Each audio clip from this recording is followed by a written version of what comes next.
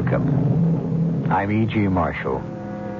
I don't suppose I'm alone in a fantasy I often have when I look at some paintings. A sleepy, quiet house among trees. A street that turns a corner behind the painted buildings. A dark, mysterious cave burnt like a smoking hole in the side of a bright, sun-drenched Arizona cliff. Well, I could go on, but I won't. What all of them have in common is the tempting allure of dreaming that it might be possible to step into the frame and visit that house, round that corner, explore that cave. A tug so strong that it pulls you towards the canvas as though hypnotized. If you've ever had that feeling, or even if you haven't, this is what our story is all about. Watch that old man. He sits there like no one is there but him and that screwy painting. Leave him alone. The guy could be deaf or a mute. A museum is a place for a lot of people. It's like an escape. I get waves from this one. I think he's got to be watched. There's something eating him about that painting, and it's our job to protect it.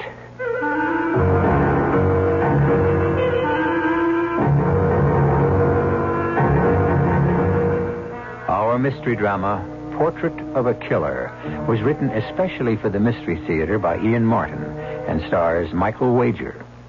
It is sponsored in part by Sign-Off, the Sinus Medicines, and Buick Motor Division. I'll be back shortly with Act One.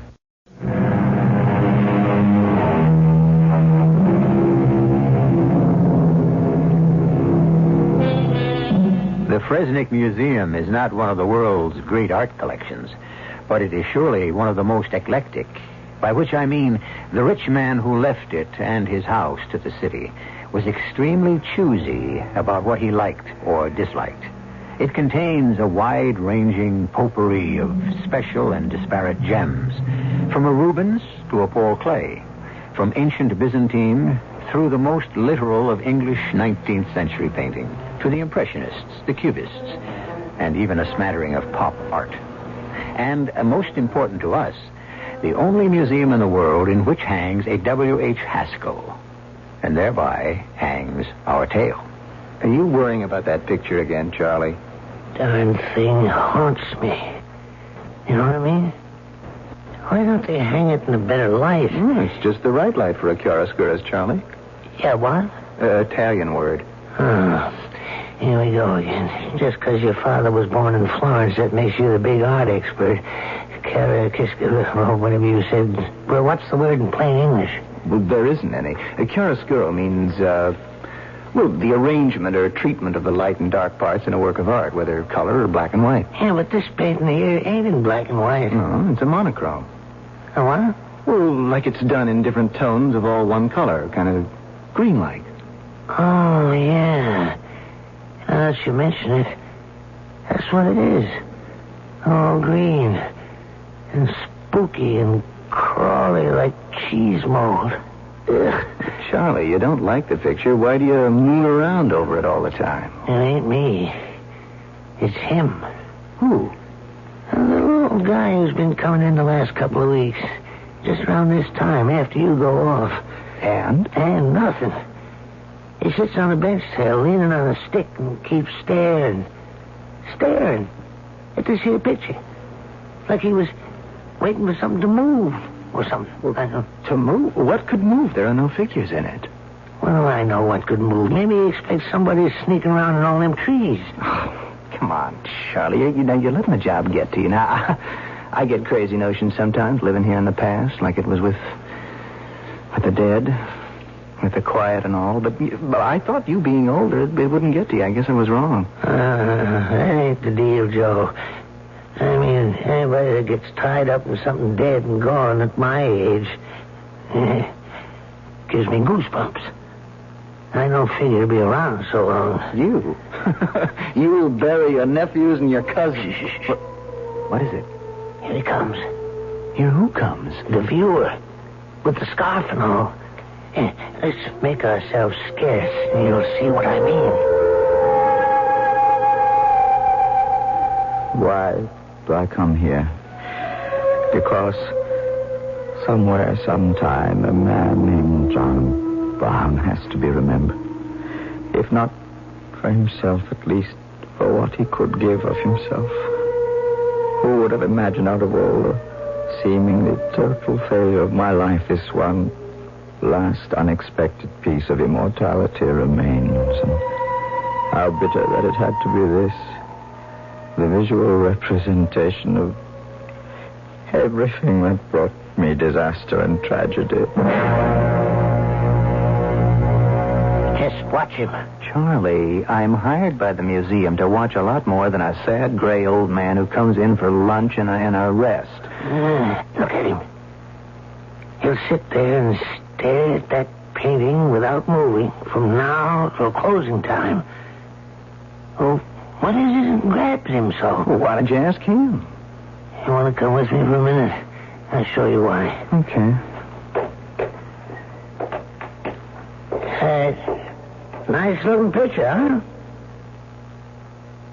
Well, it's one of my own favorites. It really seems to get to you, sir. Forget it, Charlie. Let's move. Just a second. You happen to know the artist or something? Come on, Charlie. Okay. You see? It's like no one was there but him and that screwy picture. Oh, don't bother him. The guy could be a deaf or a mute. A museum is a special place for lots of guys. It's an escape.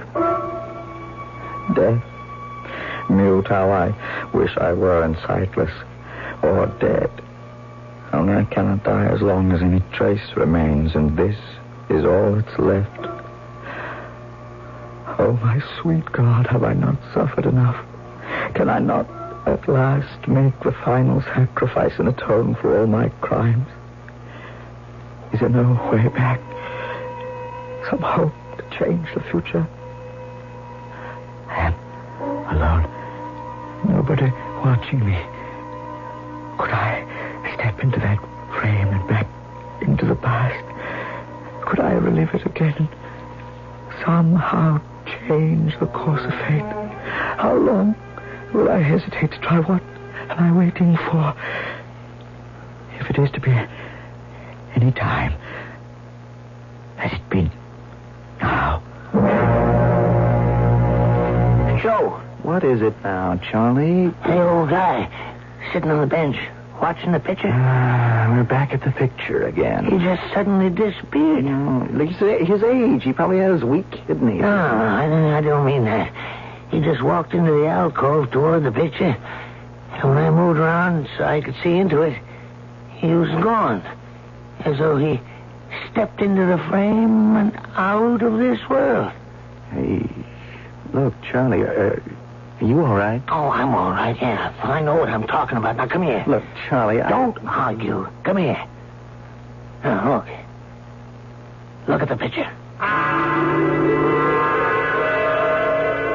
That picture's an obsession with you. Look at it closely.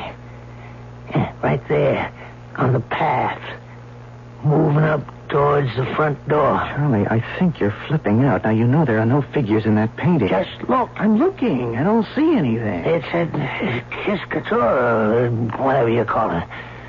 It's hard to see in the shadows and the same color and what light there is, but he's there. Just the same. Creeping up towards the door. Who's there? The viewer. The old guy disappeared from the bench. Oh, you gotta be crazy. There's nobody there. Oh, how could you see without your glasses? Put 'em on. There aren't enough crazies wander in here from the outside. I gotta live with one on the inside. Okay. So my glasses are on. Where is he? You took too long. Didn't you see? He just went around the corner of the building to the back. You are as nutty as a fruitcake. I didn't see that. I wish I hadn't. You know what he was wearing? What? A tweed suit with knickers and high shoes with a skip cap. I ain't seen an outfit like that since I was a boy myself. Just before World War I.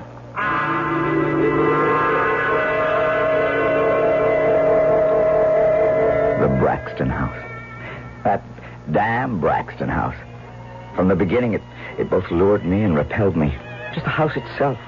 Long before I'd met and fallen in love with Polly and learned to hate Gilbert Fairley, the smooth, suave guardian her father appointed when he died. Gilbert Fairley. Surely one of the most ironic names for a man who was driven to win, but happiest when he could do it by cheating or hurting or destroying the loser. That summer of 1917, sneaking around the corner of that bewitching yet lonesome house, I was bound and determined he wouldn't get away with it with me. Charlie, I don't know if you're putting me on, but if you're not, I'm really going to start worrying about you. Joe, I swear. First off, I noticed the old man had disappeared from where he was sitting. And then I seen the guy in the picture. Moving. Dressed just like I said. But that wasn't what scared me so much. Hmm? What was it? Right here on the path. You see where there's kind of a spot of moonlight, sunlight, or whatever it is? Yeah? Right there. He stopped for a moment. And he sort of looked back over his shoulder. Just long enough so I could get a glimpse of his face. Right. Mm-hmm. And he looked like Boris Karloff. No. But so help me, I know who he did look like. Or the way he could have looked back there around that time. Yeah, and now you're going to tell me it was your bench sitter, right? Your, what is it you call him, your viewer? That's just what I'm telling you. I lay $1 to donuts that old bum used to visit or sneak into this house around 50 years ago when he was a young guy. So maybe he did. But what's it to you? What do you care? I don't know. I just sure give a hell of a lot to know what went on in that house that was strong enough to call a man back from today to walk through that frame to yesterday.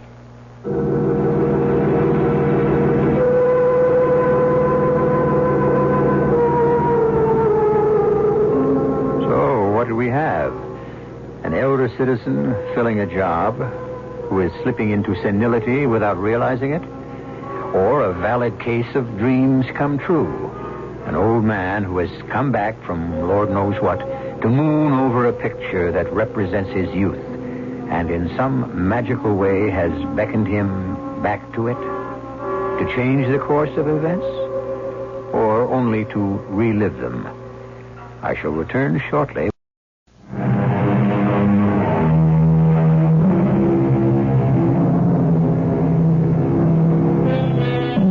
It is the year 1917.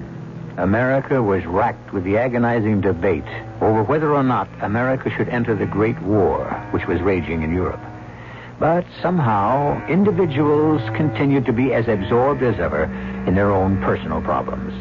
For example, a young man with the undistinguished name of John Brown, an artist with limited prospects and even more limited funds, fell helplessly in love with a young heiress named Polly Braxton, and she with him.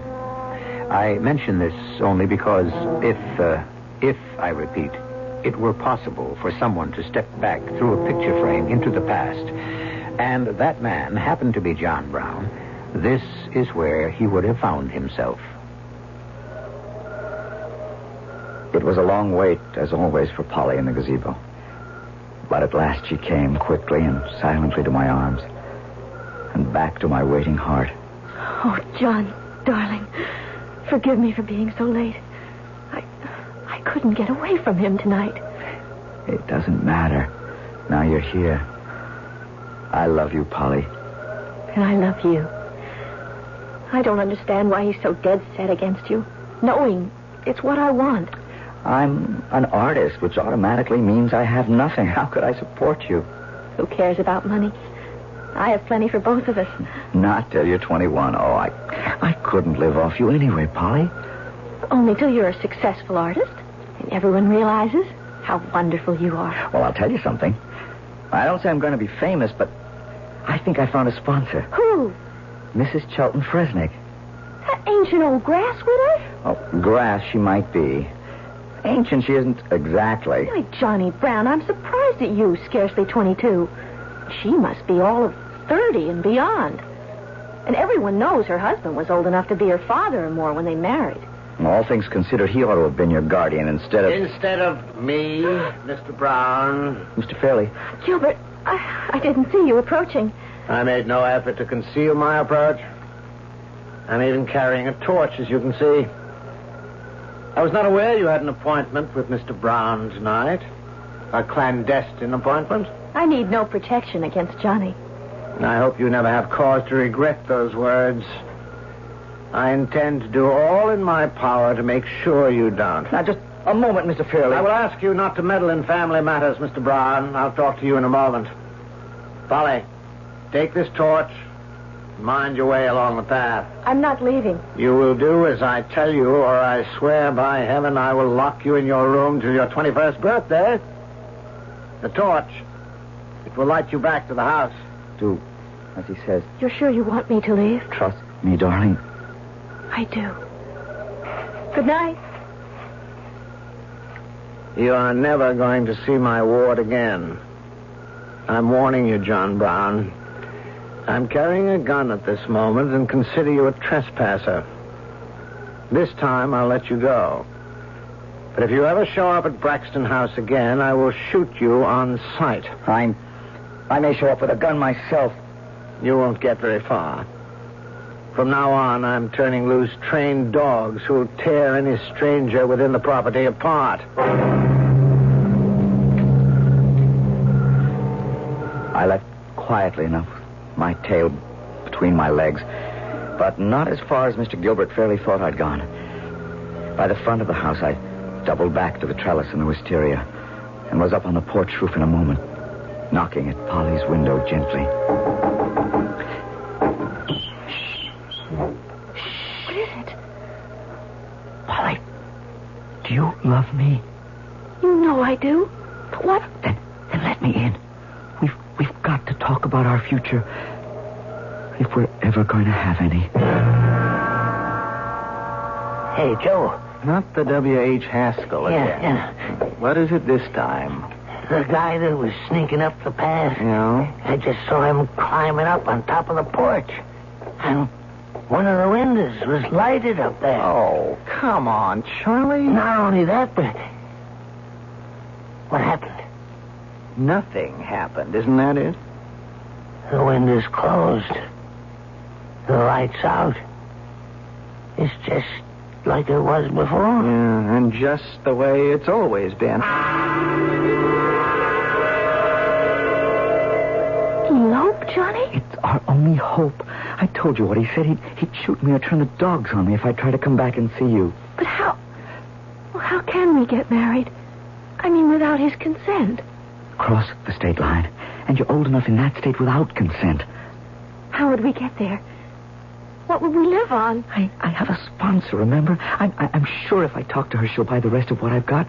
She's already brought one of my paintings, and I have that saved up, a whole $100. That would pay for the wedding and the trip and all. But couldn't Gilbert have the marriage annulled? Not if you...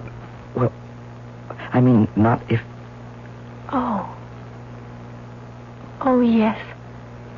Yes. Yes, darling. We'll do it. I'll meet you at Four Oaks on the way to church. I can borrow a Model T and we can drive all that day and make it across the state line in time to be married. By the time Fairley gets back, finds you gone, traces you if he can, everything will be... Well, I mean, it won't be till Monday morning, and by then I'm... Oh, stop stammering, darling. I want to belong to you. To be yours. And once I am, he'll just have to accept things as they are. Till Sunday. Till Sunday. You'll never regret it. You'll never regret it. If either of us could ever have dreamed. But at that moment I was too concerned with another problem that lay ahead of me, which also concerned a woman.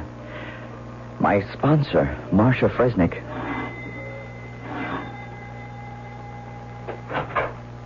Why, Johnny Brown. Who would have expected you this late? And wasn't it clever of you to pick the maid's night out? Come in. I'm sorry to bother you, Mrs. Fresnick, but, well, something has come up that All right, Johnny. But do we have to talk about it in the hall? Let's go inside and be comfortable. And does it have to be Mrs. Fresnick? Well, now, Come on and sit beside me on the couch. Now, let's get that unhappy frown off our handsome face and tell Mama what the trouble is. well, you kind of like the sort of thing I do, don't you? Well, I don't know. You haven't exactly started doing it yet. I met my painting. Oh, that. Well, I mean, you did say something about helping me, and you did sort of promise to be my patron. You bought one picture from me. Yes, I did. And let's be fair to Chilton. He recognized your talent. For painting, that is. He thought you had quite a future. But you don't? Well, I'm temporarily interested in the present. Well, so am I. Oh, I'm delighted to hear it. Do you want to tell me why? Marcia. How'd you like to have all of me? Well, now, that's quite a proposition. Why this sudden, capitulation, if that's the word? Well, because I need money. I paint because I want to, and everything I paint, I never want to let go, never want to sell, but it's... Well, just now I need money. Oh, is that all? Don't be silly. I have plenty for both of us, and you can still hang on to your precious canvases. Plenty? For both of us? I don't understand. Well, let's not talk about that in the living room. We could make it all much clearer upstairs. Upstairs? Hmm. Oh, now, look. Marcia, I don't need money. Well, gee, I wasn't suggesting that, Joseph. Well, I need money for us to get married. Married? Well, I don't mean to you. I mean to Polly. Polly? Oh, you mean Polly Braxton? Gerald Fairley would never let you have her. He has his sights on her for himself. Mr. Fairley, he's old enough to be... Now, let's not discuss who's old enough to be who's what. And I don't want to talk about that silly little baby like Polly. Let's just concentrate on us. Sure, but what... Through my husband's connections, I can arrange a one-man show for your paintings. But that will take time. In the meantime, there's you and me. I can't wait for a showing. I just like to be able to sell all I have to raise some cash. So you can try to marry Polly Braxton? Yes. You prefer her to me? Well, Marcia, it's different with us. You're damn right it is. You don't mind letting yourself out, do you? Since in a larger sense, you already have. The first thing the following morning, I went straight to Mr. Fresnick's dealer, who had handled the one sale I'd made. I laid my cards on the table about needing money. He said he couldn't handle what I want, but he would refer me to the Koppelman galleries. And that's all you have? Every canvas I've finished, Mr. Koppelman. Van Gogh or Renoir, you're not. Well, I wouldn't expect to be yet. Besides, they're not my style. But my style is to buy what I can sell, so buy? No. Handle you, show you, maybe. But right now I need cash. I'll take it on consignment, the usual percentage agreement, and I'll push it all I can. That isn't what I need. Don't rush me. I didn't finish. With you, I'll make a special deal. An advance against future sales, $500, and I can see that's not enough. I'll stretch a little. $1,000 cash, but that is as far as I can go. When could I have it? I have a wagon downstairs. You help me stack these canvases in it, and you'll get it right away. I didn't question anything for a moment. Things had gone even better than I could have hoped. Polly and I met that Sunday as planned, crossed the state line by mid-afternoon, and got Polly settled in the hotel. We registered as man and wife, which we were going to be as soon as I found the justice of the peace. Then came the first blow. John, where have you been? What took you so long? When do we get the license? Oh, honey, There's something wrong. What is it? We can't get married yet. Oh, I knew it. God is punishing us. I knew it was too good to be true. We still have to wait 2 years until I'm... No, take it easy, darling. Not 2 years, just 2 days, 48 hours. Oh, is that all? Then everything's all right. Sure. Only... I know. This was to be our wedding night. We waited so long. Why does it have to be longer? I guess it's just the way the rules are made. But we are going to be married in 48 hours. We are man and wife already in our hearts. Couldn't we bend those old rules just a bit? Do we have to wait any longer? What harm would it do? Well, I guess... I guess, considering how much we both want each other, it wouldn't do any harm at all.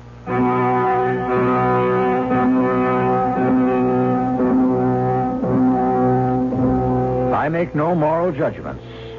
I only comment that twice recently, John Brown has made compromises with the two most important things in his life, his art and his love. For some men, in any day and age, this has afforded no problem. For John Brown, marked by fate, or if you wish to call it retribution, it pulled his whole existence down upon him like a falling house of cards, spelled his immediate failure and final doom. I shall return shortly with Act 3.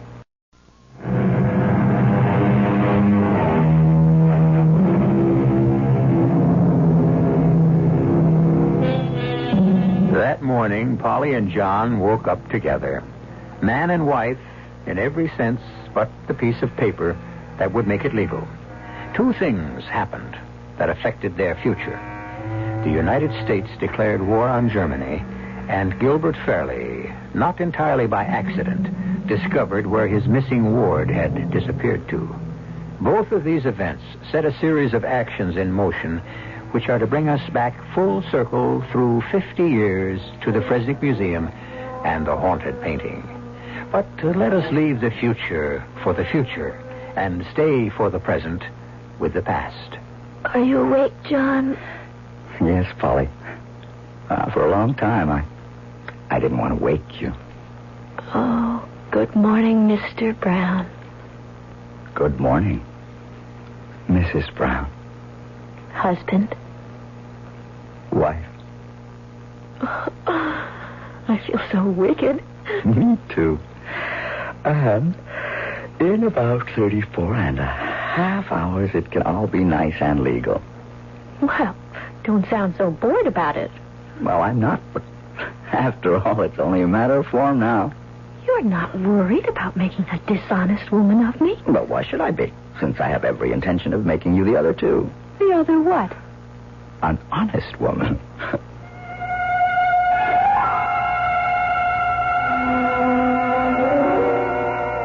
We didn't know how short our happiness was to be. Hell hath no fury like a woman scorned. Well, perhaps that's an apt quotation, but I never thought Marcia would have felt that strongly. But I guess she did. I'm sorry if I'm late for lunch, Marcia. So am I. But then that's a habit of yours. Don't be cross. I am going to be very cross with you for many reasons. You intend to marry Polly Braxton. Of course. If I don't before she's 21, she could bounce me out, and quite possibly will. Where is Polly now? Darned if I know. That's why I was late for our meeting. Do you have any idea? I might. Well, it's damned important to me. Really? Why? Well, you know why. I'm not in the best of shape should my guardianship be examined now, but within a couple of years, with Polly as my wife, I need have no worries. Well, I have a piece of information that's worth your whole empire. What do I get in exchange? What do you want? A continuance of our present relationship. Nobody pleases me quite like you. Granted. Your little pigeon has flown the coop to get married. You have about, let's see, a little over 24 hours to stop it. Would you like to know where to find her?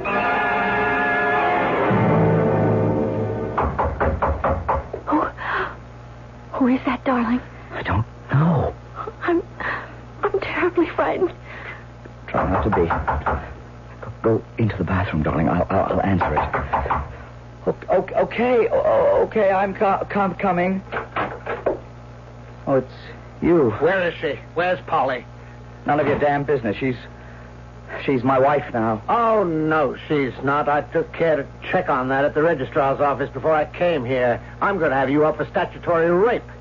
And I have enough evidence on you to make it stick. No, please. I'll go in court and swear that... You could only hurt him. You're 19 and still my ward. And without a marriage license, you've still not reached the age of consent. Now, I'm giving you both one choice. Take it, or I'll shame you and Polly out of all society, and I'll ram you in jail for the best part of your life, Mr. John Brown.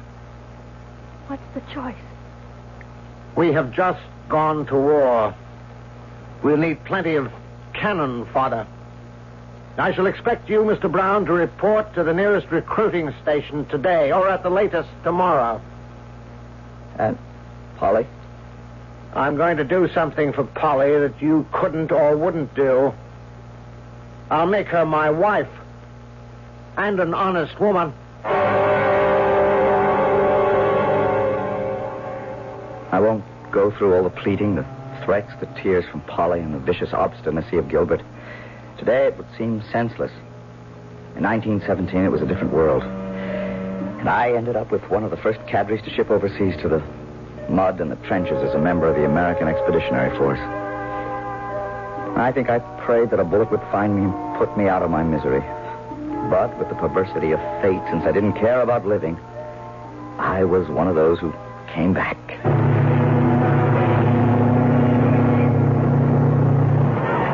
As our troop ship docked, it was delirium. Everyone in transports of happiness. There was none for me. Of all the letters I'd ever written, I'd never had one reply from Polly. I was surprised when Marcia met me at the dock. Surprised that she was there, but surprised more than anything at how she had aged. So good to see you home, Johnny-O.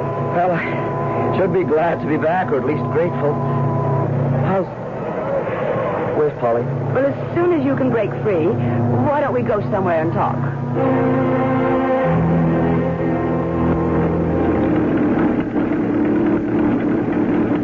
Where are you taking me? Back home with me. Are you surprised to see a woman driving a car? Yes, not you, but in general, yes. Well, I learned while you boys were overseas.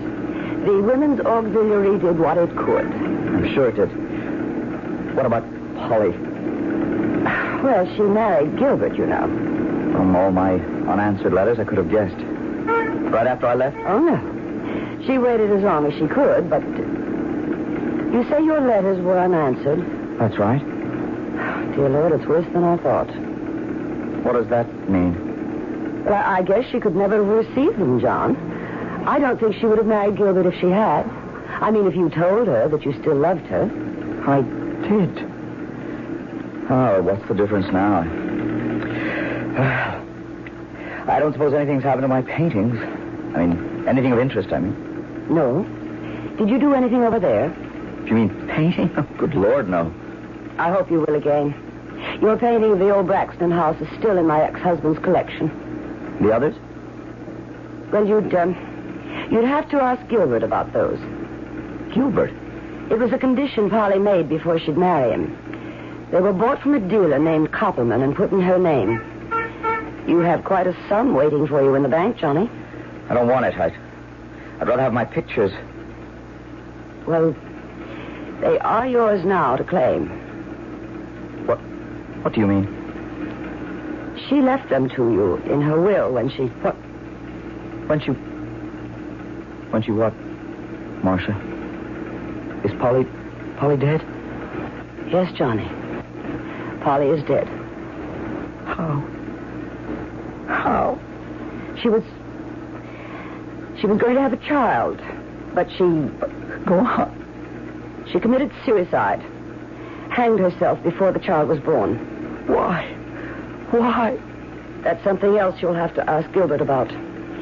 He said, and he had a telegram to prove it, that you had been killed in action. We all thought you were dead. And suddenly it was all crystal clear. That cold fish carrying through his plots at no matter what cost. The child, mine and Polly's, not his. The intercepted letters broke her, thinking I no longer cared for her. And then, with that false telegram, the last frail hope crushed. And her ghastly escape from his cruelties and demands, taking our child with her. And so, half insane with rage, I went to Braxton House for the last time to face the man I felt could shame the devil. I heard you were back in the States, John Brown. I've been rather expecting you to turn up here. Aren't you afraid? Of what? That you tear me limb from limb? I prepared for that. A German Luger. Yes. I purchased it from one of our brave Yankee Doodle boys like you. You are a fool. I'm not afraid to die. My dear Johnny, I have no intention of shooting you.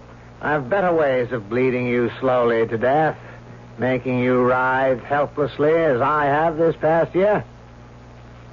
Come with me, and let me give Polly's legacy to you.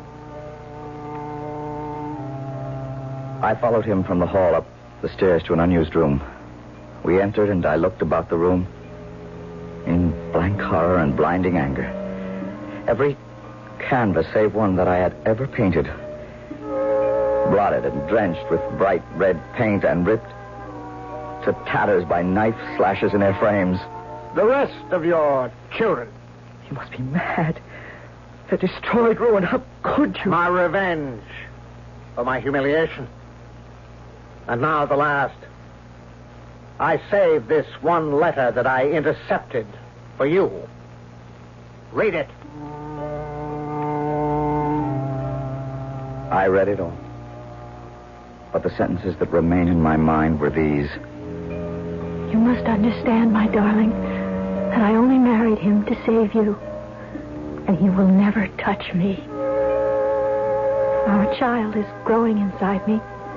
And when you come back, we will arrange a divorce or an annulment so that we can be married.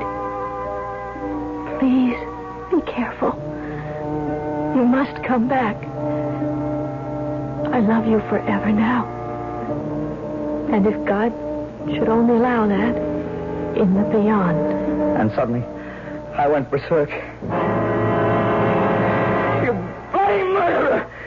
You killed her! Remember, I'm armed. You think that will hold me back? Damn you! You shot me. A lot of us brought Lugers home with us.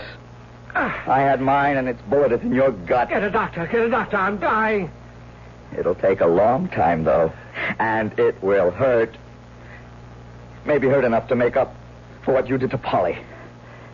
And just to make sure, I am going to make an end to this charnel house. I am going to burn it to the ground. It can be your funeral pyre.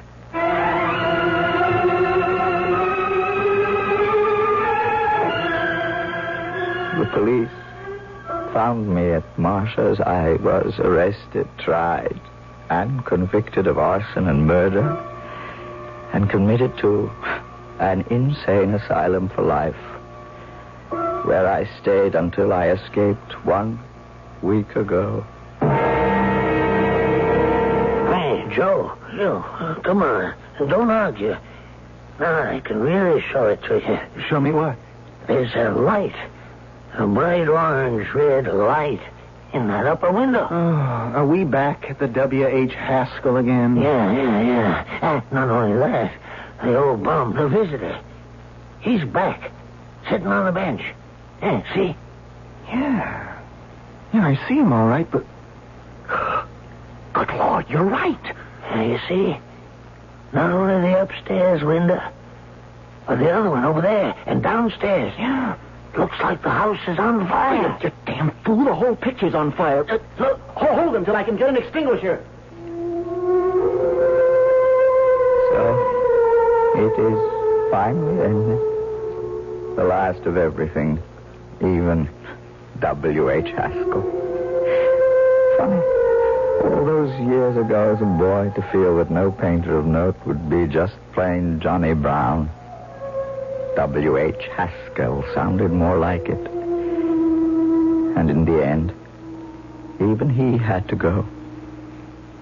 No immortality for any of us. Johnny. Polly. Hurry up, darling. We're waiting for you. We? Me. And your son. Your son. I'm coming. I'm coming. Time at last to put an end to tragedy and face a new beginning. Yeah, that does it. Not that it'll help the painting much. It's destroyed. Oh, you were right about that old boy. He is a vandal. Well, I guess. Yeah, I guess he'll get what's coming to him. The cops are on their way. Going to be a little late, Joe. What? The old fella here. He's gone. Dead? Yeah. Huh. I wonder what he had against that picture. I guess maybe we'll never know. You know something, Joe? I don't think I ever want to.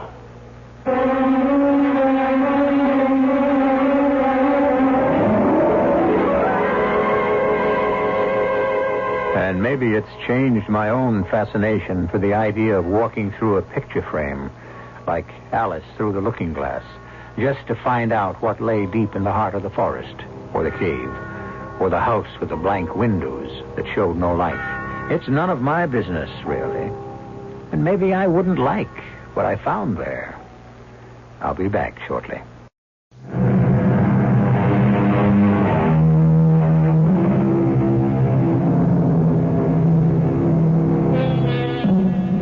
If any of you should come across a painting by W.H. Haskell, grab it for what you can, if it can be authenticated. After the incident in the museum, the old story was raked up again. And regardless of what artistic ability Joe Brown had, anything from his hand is, if not priceless, at least tremendously price-worthy. In his own strange way, he did achieve a sort of immortality. Our cast included Michael Wager, Robert Dryden, Joan Lovejoy, Jada Rowland, and Russell Horton. The entire production was under the direction of Hyman Brown. And now, a preview of our next tale. You killed a cab driver named Joe Paulson. What are you saying? Why would I kill him? You took his cash plus the ring. How did I kill him? With a gun. That's impossible. You know me, Lieutenant Davis. I never worked with a gun. Until now. I don't even have a gun. Oh, yes, you do, Eddie. We found it in your apartment. A gun? But how... 32. The gun that killed Paulson. But I don't remember. If you killed him when you were high, would you remember? Well, no. Well, that's it, Eddie. You got the ring and the gun.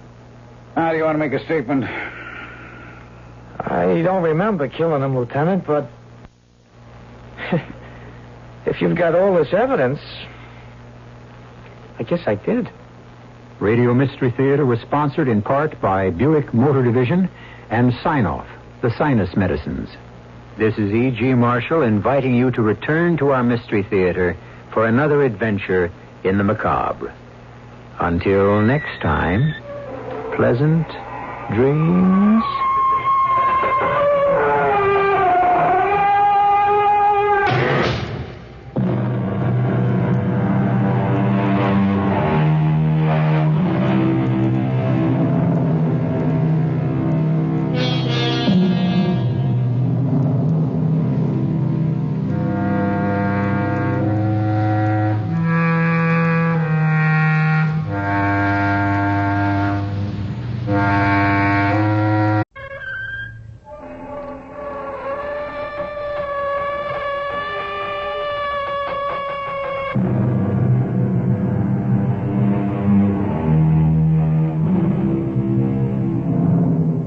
Come in.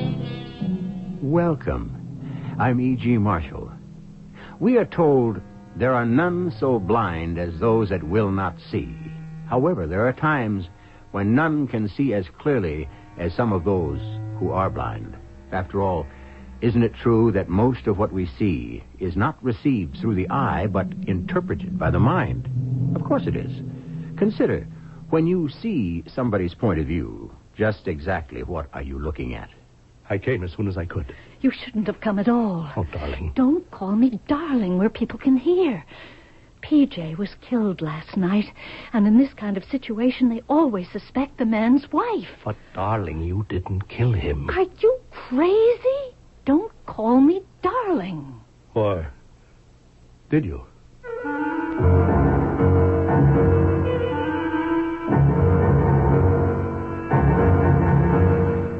Our mystery drama, Second Sight, was written especially for the Mystery Theater by Sam Dan and stars Fred Gwynne. I'll be back shortly with Act One.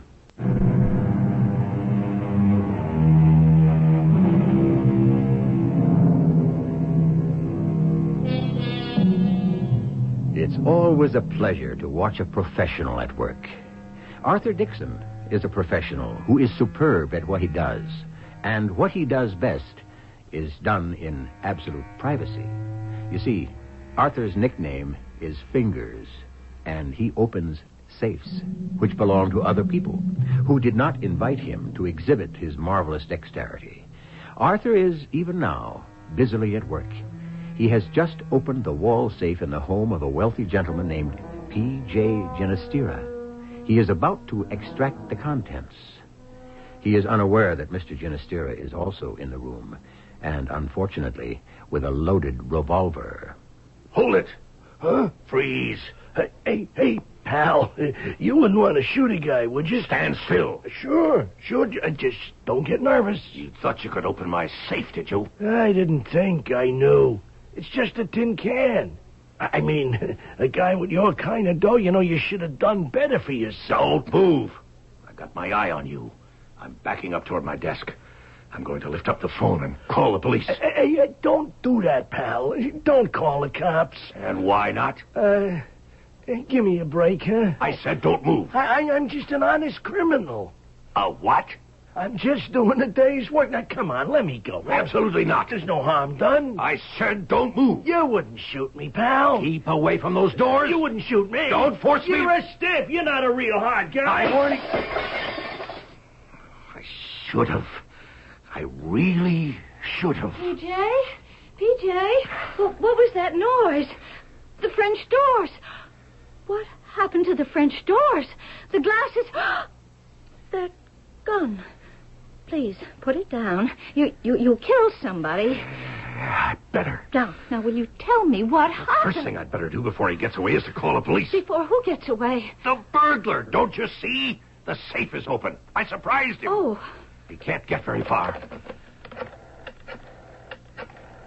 Well, what's the difference? He wasn't a bad sort of fellow. Who wasn't? For crying out loud, who are we talking about? How dumb can you get? The burglar. There was a burglar. He got in here. He had opened the safe. Yes, that's what I said. And then he just broke through the French doors out onto the patio, and he got away. I see it finally sunk in. Let's go to bed. Zelda? He broke through those doors, and he got away. Yeah, look, don't touch that gun. You better give it to me. Hey, that's not how you hand a gun to someone. You'd never point it at him. Honestly, you are so dumb sometimes. You hand it to him by the... Zelda, what are you doing? I'm going to kill you, PJ. You're going to what? Yes, me.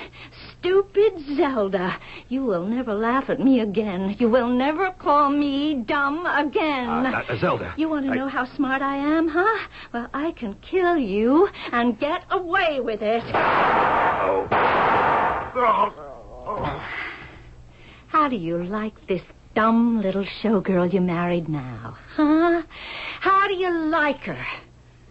Now, I better wipe the fingerprints off the gun and just throw it on the floor.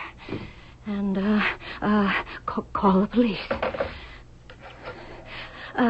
Operator? Operator, I need help. There's been a murder. I'm sorry we have to ask you these questions, Mrs. Ganastira. Oh, it's all right, Lieutenant. I'm not at all sure I can tell you anything. Whatever you can tell us. Well, we had just retired. We were in our bedroom, and he said to me, "I think I hear a noise downstairs." And I said it must be one of the servants. And he said, "No, it was their night off. I'd better go see."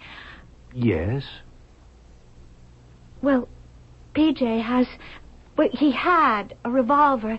You see, he kept it in the drawer of his night table, and he said, "I'm going downstairs." The revolver is the same one that's lying there on the floor? Oh, yes, Lieutenant. And? Well, I thought I would call the police myself, but I was so sure that the noise was in his imagination. I should have believed him. And then I heard a shot. And another one. I sprang out of bed. I ran downstairs, and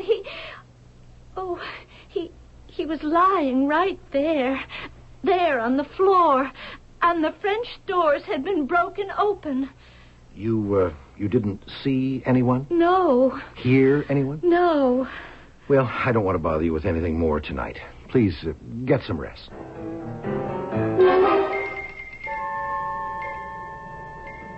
Yeah, that's him.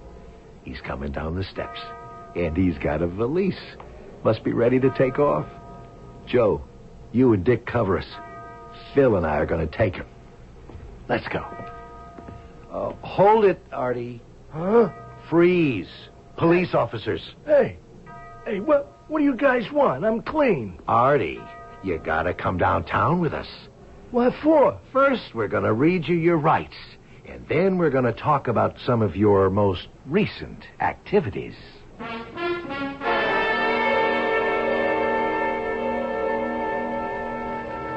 You guys are crazy. Artie, you might as well have left a card. That job had your name all over it. But I got an alibi. Sure. Artie, nobody can drill the holes in a safe as small as you do. I'm sorry. A craftsman like you has to be penalized for being so great. Hey, Lieutenant. When you busted out of there, you ran onto the patio and then on some soft ground. You know something? We've got an impression taken of your shoe. Fits like a glove. And it's got traces of the same mud on it, too. That's just circumstantial evidence. The bad part is you blew open the safe and he caught you. You grabbed the gun from him. In the fight, it went off. And you killed him. I don't know. I didn't kill him. The man's dead, Artie. I admit it. I was in the house. Now, we're getting somewhere. Yeah, and I admit that I opened the safe. But I didn't kill him. You didn't. He caught me. And he held a gun on me.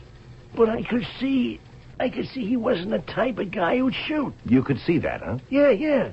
You were willing to bet your life on it? I could see he wasn't the type of guy who was used to shooting people, you know. He would have to think. Yes, no. All I needed were those couple of extra seconds to be out of there. I took the chance. Mm-hmm. That's all I know. What happened was you grabbed him.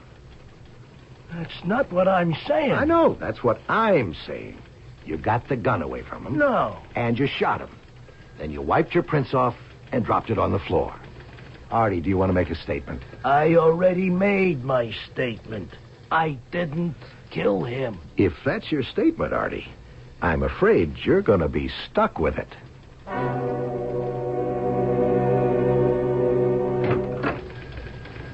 Hello, Ben. Jim, come on in. Okay. You get along all right, Jim? My pal here takes first-rate care of me. He's a terrific-looking dog, Jim. And he's smarter than I am, too.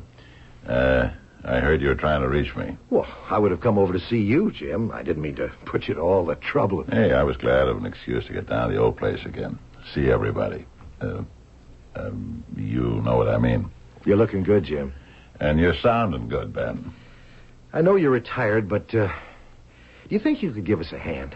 Sure. What can I do? You remember Arthur Dixon? What a question. I guess you'll remember him the rest of your life. Yeah. Arthur Fingers Dixon. Yeah, how can I forget? On account of him, He's in a jam. Yeah, he sure is. I read about it in the papers. That is, my nephew comes over every afternoon and reads them to me. You got him for murder. Yeah. Well, I'm not going to lose any sleep over it. He wants to see you, Jim. Yeah? What for? He says you're the only cop he can talk to. Yeah, but I'm not a cop anymore. Thanks to him. Jim, we need his confession to wrap it all up in a neat little package. Do you think you could go visit him in his cell? Ben, I'd rather not. Okay. It isn't like the old days when I could just give an order. I'm sorry.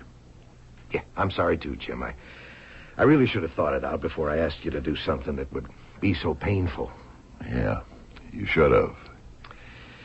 Well, Jim, just because you're retired, you shouldn't be a stranger. Drop around.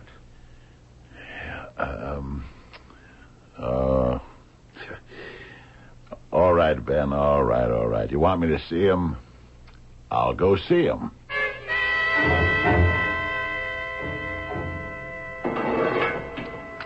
I'll call you, Bob, when I want to leave, okay?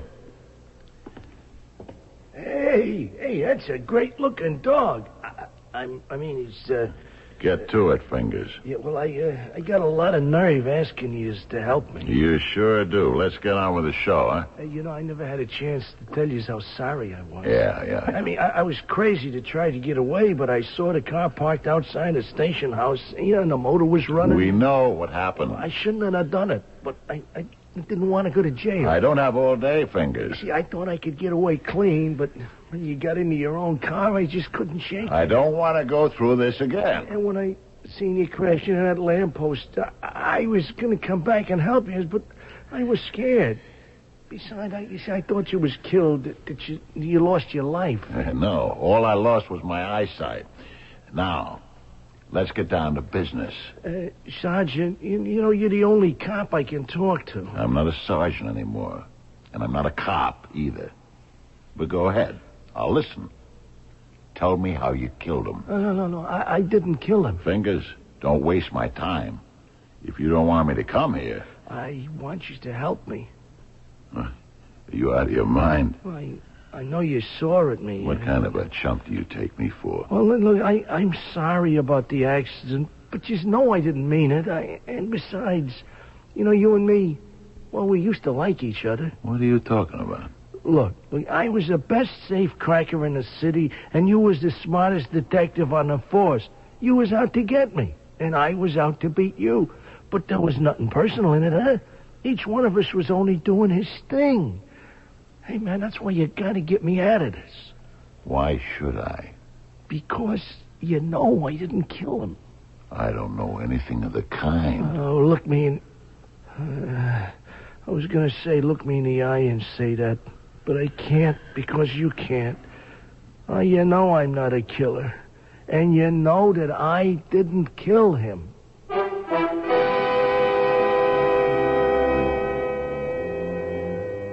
Yes? How does Sergeant Greenwood know? We know, but that's because we were there. But how would former Detective Sergeant James Greenwood know? And even if somehow he does know, would he be inclined to save Arthur? We have some problems to overcome in Act 2.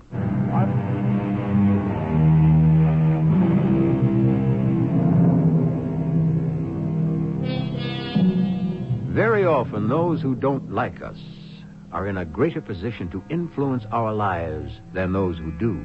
Here we have poor Arthur Fingers Dixon, a safecracker, and his only hope seems to rest with former Detective Sergeant James Greenwood, who has every just cause to wish him ill. You know I didn't kill him, Sergeant. How do I know? You know. I don't care if you confess or not. They got you nailed to the wall. You were there. Yeah, well, I admit it. The guy surprised you. didn't he? Yeah. So, you pulled a gun and killed him. No, it was his gun. I don't carry a gun. You know that. I don't know anything of the sort. But it was his gun. So it was his gun. You didn't want to get sent up. That's why you grabbed it out of his hand. No. You had to kill him. That ain't what happened. Yeah, well, let me give you the benefit of the doubt. It went off while you were struggling for it. Twice? Like I say, Fingers, I wasn't there. Oh, you didn't have to be there. You know how I operate. Who knows better than you? No gun, no knife, no violence.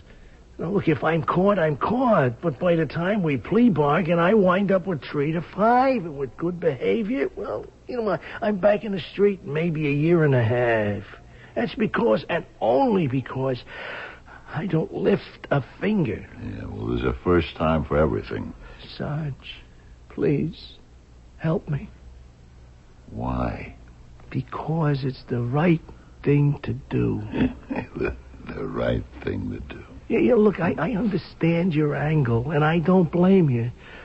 Yeah, this is the best revenge you could hope to get. Revenge? Yeah. Well, what else is it?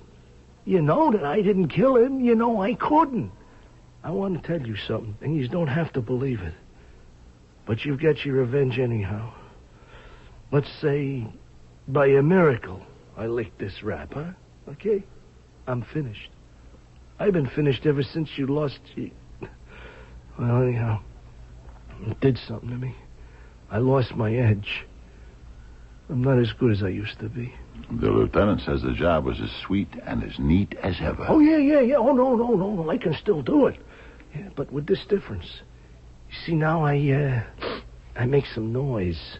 Now, when did I ever make a sound before, huh? Why did the guy come downstairs? Because he heard me. When did anybody ever hear me when I was working, huh? Yours is a very sad story. But this is a world that's full of heartbreak. See you around, Fingers.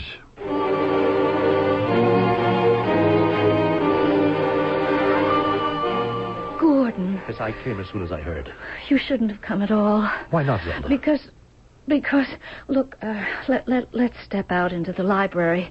That policewoman is out in the hall. But, darling... Don't call me darling where people can hear. No, please, don't kiss me. Why not? Someone might be watching outside near the window. Zelda, why are you so... PJ was killed just last night. And in that kind of situation... The police always suspect a man's wife. But they already have the murderer. It was a remarkable piece of police work. Well, still, we better be careful. Darling, I know that death is a shock to everyone, but it isn't as if you were in love with him. No. Or were you? I hated him. Oh, how I hated him. That's why. That's why what? That's why Well, just without even thinking, I saw the chance to. Zelda, what are you trying to say? Nothing. Nothing at all. He's gone now. Yes, he's gone. It's scary how you can get an urge all of a sudden. You can't control it. Darling, you are not well. Oh, but I am. I feel great. Now we're free.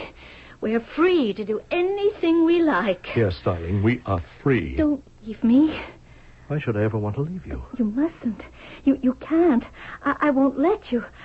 I did it for you, too. What did you do for me?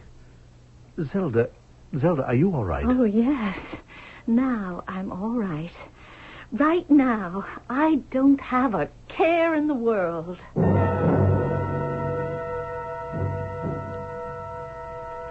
Back so soon, Jim? Yeah. That was quick. Is he willing to make a statement? Ben, I want to ask you something. Let's say Fingers didn't kill P.J. Ginastera.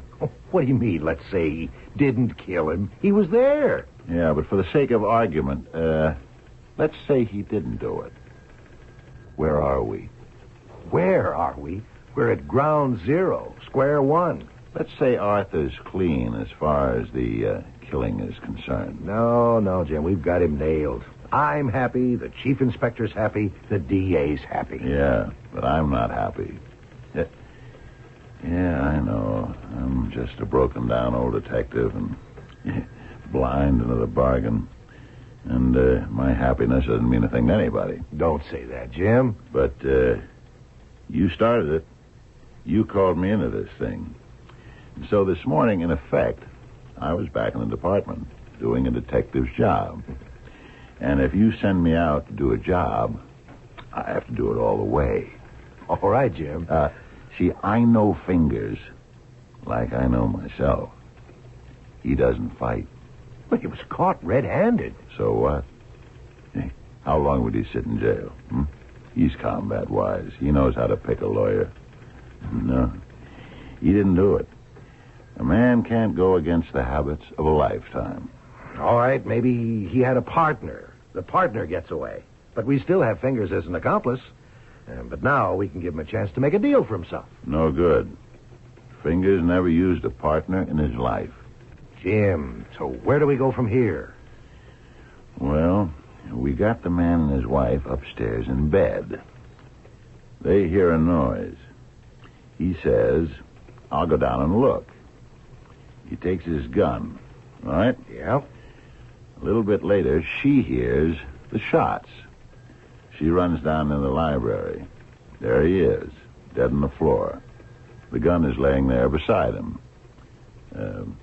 That's what happened, right? Okay. The gun is clean. No prints on it. That makes sense. Fingers didn't want to be caught with it, so he cleaned it off and left it. Big question.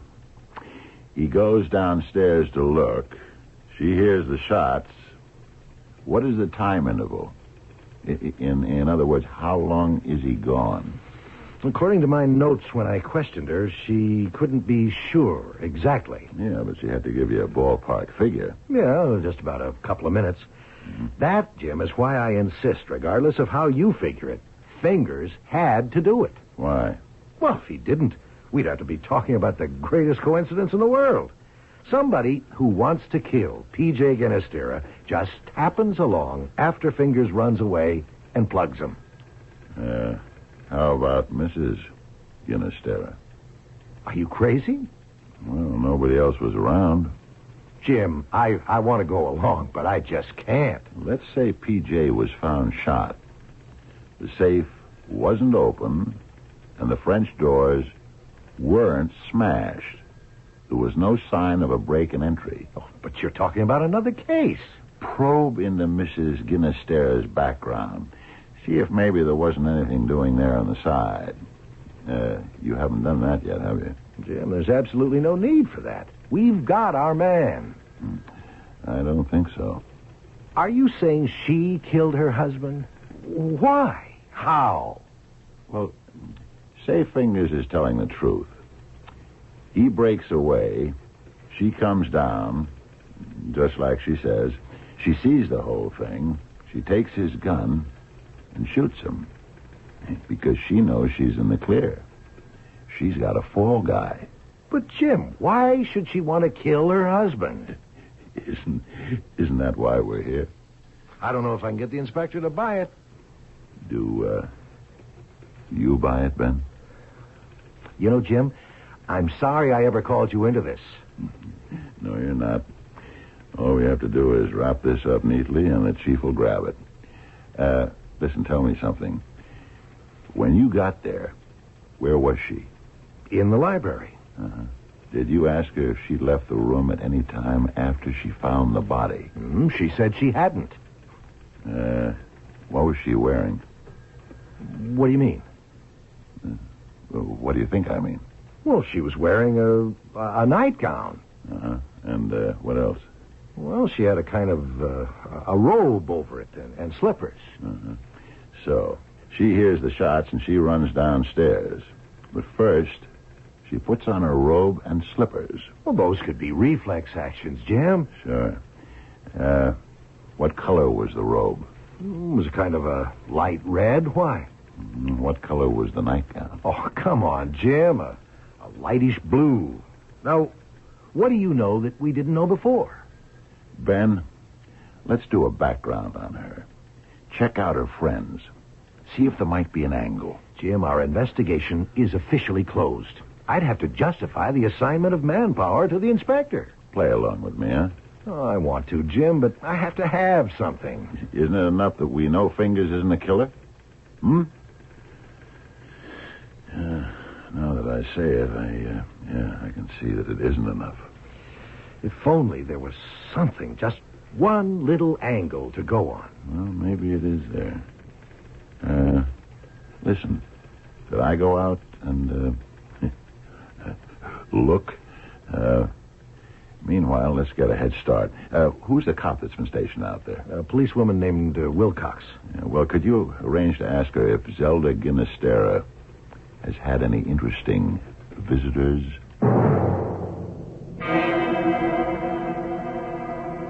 Is this exactly the way it was, Ben? Nothing in the room has been touched. Would you just describe the place for me? Well, see, it's about 15 feet by 20, oak paneled or some other good wood. You've got a big bay window. You have those French doors. You've got a sofa, a small table, an easy chair, a desk. On the desk, is there any cloth? Cloth? Or maybe a box of tissues? No, I don't see any. Inside any of the drawers? I'll see. No, they're locked. So we can assume he locked his desk at night. And the key would be upstairs. What other cloth is there in the room? Well, the sofa and the chairs are made out of leather. I don't understand. Curtains? Drapes? Well, there aren't any, just blinds.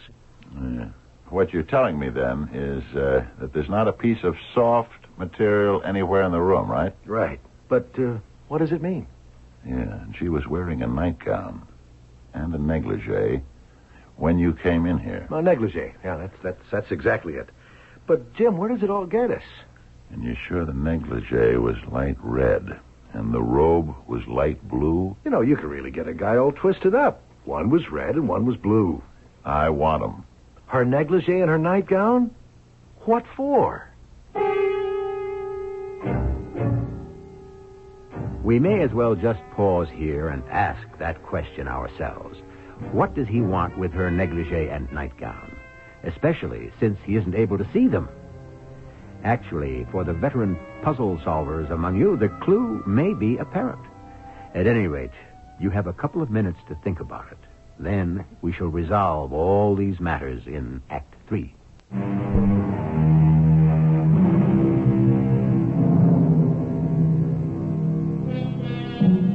It is a characteristic of wisdom not to do desperate things, said Mr. Thoreau. And yet our entire society is constantly being buffeted by acts of desperation, which proves that wisdom must surely be in short supply among us. However, we're about to witness an act of wisdom by a former detective sergeant who has been placed in a position where he must see things differently. Lieutenant Cates. Yeah, Officer Wilcox, I wanted to be in touch with you. Tell me, while you were on duty, did Mrs. Ginastera have any visitors? Uh-huh. And what would his name be? Oh, okay. That's fine. Thank you. It was Officer Wilcox. The answer to your interesting visitor question is yes. Who? A guy by the name of Gordon Slater. Good looking, 30-ish. Whereas her husband was 60. The interesting bit of conversation Officer Wilcox overheard is this. He called her darling, and she said, "Don't call me darling where people can hear." Does that call for a closer look at Mr. Gordon Slater? Why not? Now, there's a housekeeper, you say? Mm-hmm. Could I talk to her? I told you already she wasn't here. She has nothing to say to us. Well, let's have a little chat anyhow. Okay. Mrs. Conroy, could you come in here for a minute, please? Thank you. Mrs. Conroy, this is Detective Sergeant Greenwood. He is. Mrs. Conroy, would you say Mr. and Mrs. Ginastera were a happy married couple? Well, what does it matter one way or the other? The burglar is the guilty one. Could you answer my question? Well, personally, I could never see the logic of it. Yes? Well, she was half his age. He was a gentleman of more or less culture, you know. She was in the chorus line. He met her because he happened to invest in a show she was in. Mm-hmm. Did they quarrel? Well, it was one of those things that just didn't work out. They had nothing in common.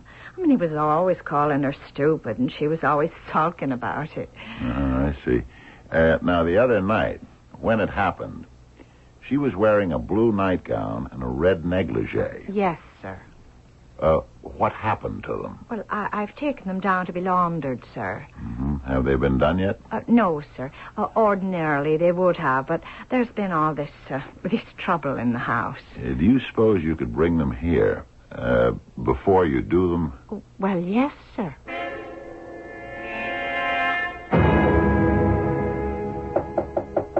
Come in. These are the things you requested, sir. Good. Mrs. Conroy, examine them for me closely. Well, for what, sir? For dirt. Well, they're never really dirty. I do them every day. Wait a minute, Mrs. Conroy. Down at the bottom of the nightgown, there are some very dark smudges. Ben, are you sure? Well, look, I mean, yes. Well, now, how did they get there? Well, I can't imagine. Well, what could it possibly be? It's just on the nightgown, Ben? I don't see any on the negligee. I knew it. What did you know, Ben? Mrs. Conroy, I'm afraid we'll have to borrow this nightgown for a few hours. Ben, you suppose you could take it down to the lab while I chat with Mrs. Conroy about Mr. Gordon Slater?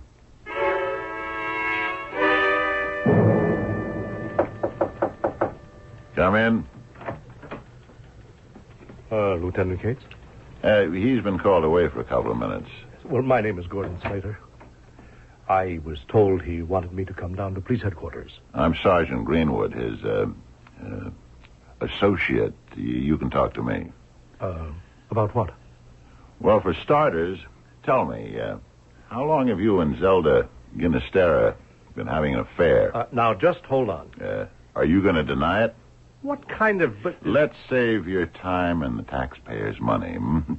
You know we can investigate and come up with a barrel full of solid evidence. That housekeeper. She shut her mouth off. What did you want her to do? We told her this was murder. Murder? Murder. And that it would be kind of serious for her not to open up. I'm now saying the same thing to you. Murder? But there was this burglar. He was the one who shot PJ. Yeah, that's what Zelda says. Well, how can there be any doubt? The thing is open and shut. How long has this affair been going on? Well, maybe 2 years or more. Uh-huh. Was her husband giving her a bad time? Yes, definitely. Why? Why? Well, I guess he was too old for her. That's what it all started from. Everything else, her being dumb and all that, was... What about her being dumb? Well, okay. She's dumb. But in a kind of cute way. See, I never minded it, but he did. How did she feel toward him? She was his wife. Mm-hmm. Was she in love with him? Well, no. Was she a woman who would act violently on impulse? Sergeant, I know something about the law. Now, if you have a legitimate line of questioning... I'm just going to say this, and you can react to it any way you like. She hated him. By chance, an opportunity arose where she could kill him. And it would look as if someone else did it. What are you saying? Now you're asking me questions. She's angry. She's frustrated. She's in love with you. Are you in love with her? Well, Or is this just a pleasant little interlude for you? Well, maybe this means something, maybe not. But when I called on her the next morning, she said some things that sounded strange. Yes? She said, it's scary how you can get an urge all of a sudden, and you can't control it. Yes? And she said She said, I'll never let you leave me. I did it for you, too. What does she mean by that? I don't know. Oh, yes, you do, Mr. Slater. Yes, you do. But, Jim, we have no evidence. I say all we have to do is accuse her, and she'll fall apart, Ben. And what if she doesn't? What if she denies everything? Cole's a lawyer. How do we justify the accusation? She won't. But this whole idea of yours that she's guilty, it's all a theory. Yeah, but it's a good psychological theory. Excuse me. Lieutenant Cates. Yeah. Oh, it's for you, Jim. The lab. Yeah. Yeah, it is Greenwood. Uh-huh. Okay, thanks. Ben, I think we can make a move. Let's pick her up. What have you got? Report from the lab. It'll prove she's the killer. This is Detective Sergeant Greenwood. Oh, how do you do? Sergeant Greenwood has some questions he wants to ask you. Well, sure. I understand you caught the burglar. We did. Oh, well, that was just great. How did you fellas manage to do it? And so fast. Mrs. Ginastera, every crook has a modus operandi, a method for operating. When you see a familiar one, you know who your perpetrator is. You'd think those fellas would try to change their routines. Yes, but they can't. All of us, I guess, are slaves to our own conventions. Yeah. Well, did the burglar confess? No. Why should he confess? The burglar didn't kill your husband. He didn't? No, of course not. Well, then, who did? You. Ah, that's a gag, isn't it? I mean, that's not in good taste. Murder never is. You can't prove it. I can. Lieutenant, what are you cops trying to pull off here? Who is this guy with his seeing-eyed dog? Why are you trying to pass him off as a detective? I am a detective. I'm going to call my lawyer. You have every right to do that. Where do you come off saying I killed my husband? Do you want to hear how it happened? What you told Lieutenant Cates was true. Up to a point. Your husband heard a noise and went down with his gun to investigate. But you didn't hear any shots. And when you joined him down the library, the burglar had already escaped. Now, you were angry with your husband, and you saw a chance to kill him and get away with it. You picked up the gun and shot him. Twice. No. Then, let me tell you what you did with the gun. It's a lie. You had to work quickly. Someone may have heard the shots. You had to get the call into the police, and you were nervous. You don't go around shooting people every day. You knew you had to wipe off the fingerprints. What could you use? There was nothing in the room. Absolutely nothing. You know what you did? You used the only piece of cloth that was available. A part of your nightgown. You can't prove it. Your nightgown is at the police lab. There were some dark smudges on it. You know what they are? A mixture of oil and fouling from gunpowder particles. Very characteristic. Now, the question you'll have to answer is this. How did this material, which can only have been rubbed off a recently fired revolver, get on your nightgown? Come on, Zelda. It isn't murder one. It wasn't premeditated. You might even get temporary insanity. Why did you do it?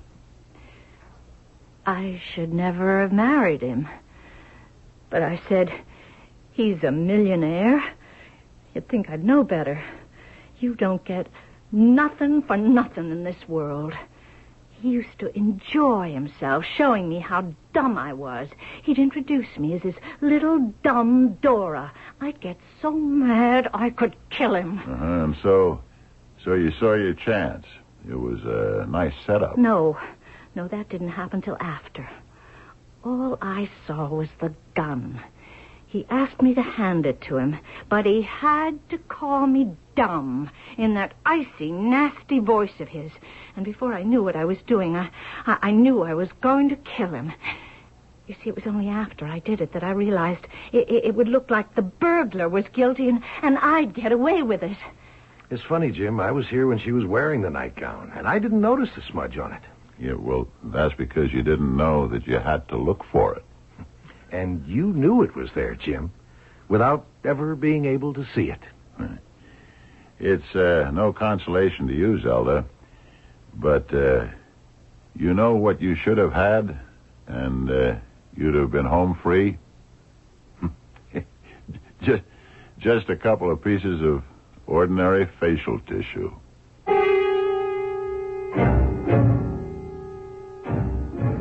For want of a nail, that's the old story. For want of some ordinary, everyday item, the life, liberty, and the pursuit of happiness of Zelda Ginastera will now be severely curtailed, for at least the foreseeable future.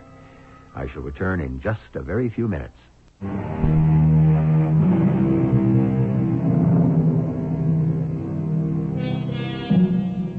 Necessity, they say, is the mother of invention. You do a thing best when it must be done, or else. And so, when our Sergeant Greenwood lost the use of his eyes, he was forced to learn how to see in a completely different context.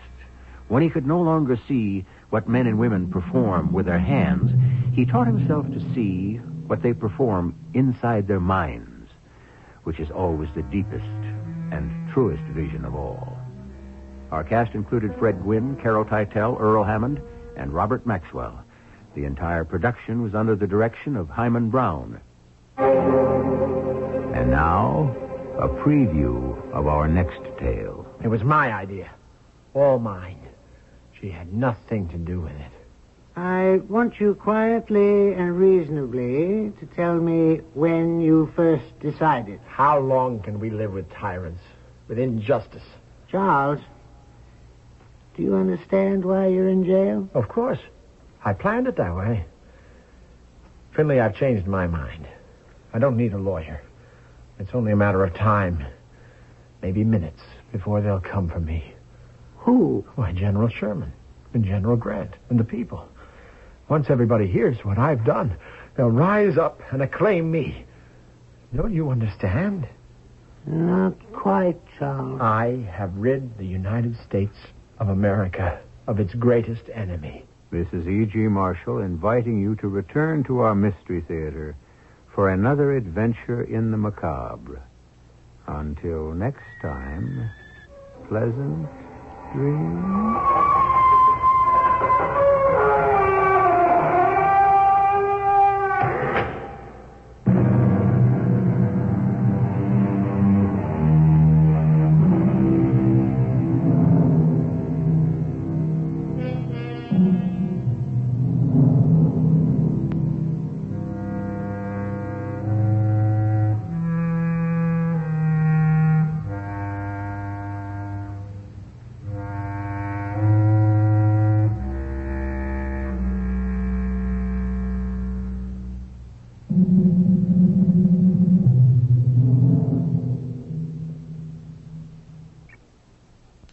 CBS Radio Mystery Theater presents...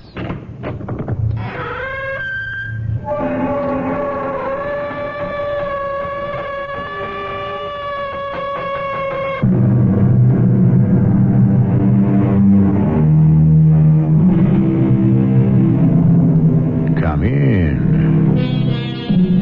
Welcome. I'm E.G. Marshall. The words traitor and spy are easily applied. Very often, however, events shape destinies. One man's bravery is another man's cowardice. To label a man is to tell what is outside. However, what is inside, what motivates even a hero to change color, is both the tragedy and the mystery of the ensuing hour. Mr. Stansbury, I have here a secret proclamation sent to me by General Washington of the American plan to invade Canada. 8,000 troops are expected from our ally, France, for that campaign. You said 8,000? The British wanted specifics. Well, specifics is what I'm giving you. Benedict, that information is secret. Are you sure that you should divulge... The die is cast, Peggy. There is no turning back.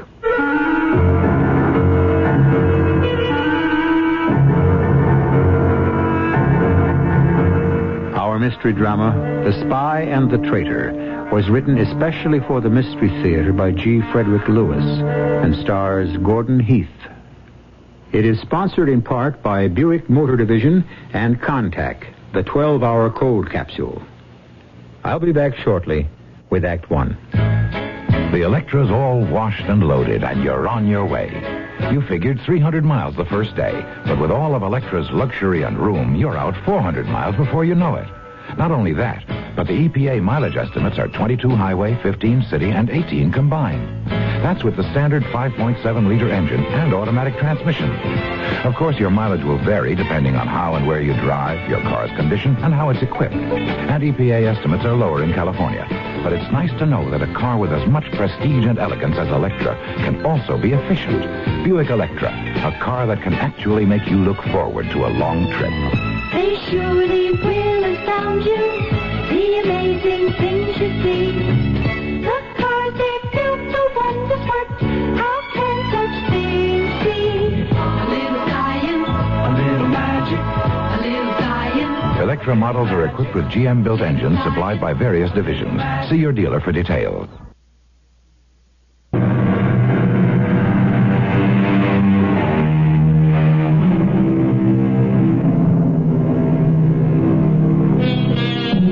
He was 39 years old, a war hero, a loner, daring to do battle against odds and without orders, feared by the enemy and disliked by his soldiers. Were they jealous?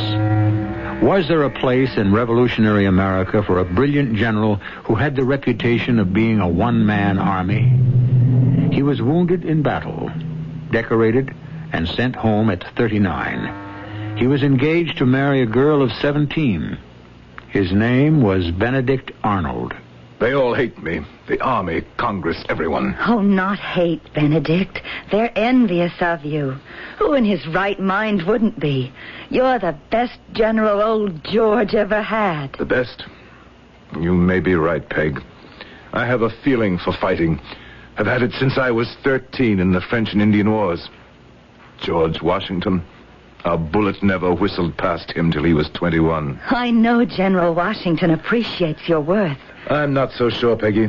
I wish he would speed up this ridiculous court-martial so that I could clear myself. Then I don't want to hear any more about it. Don't fuss so. Waiting. How I loathe it. And not having any command. Benedict Arnold, will you stop that? I've been put on the shelf, that's what it is.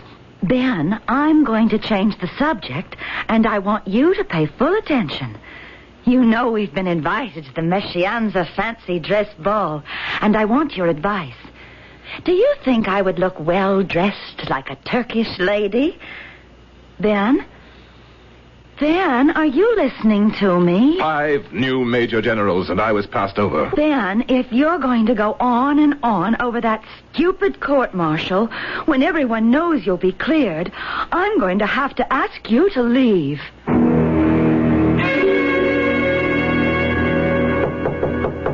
Who is it? Your father.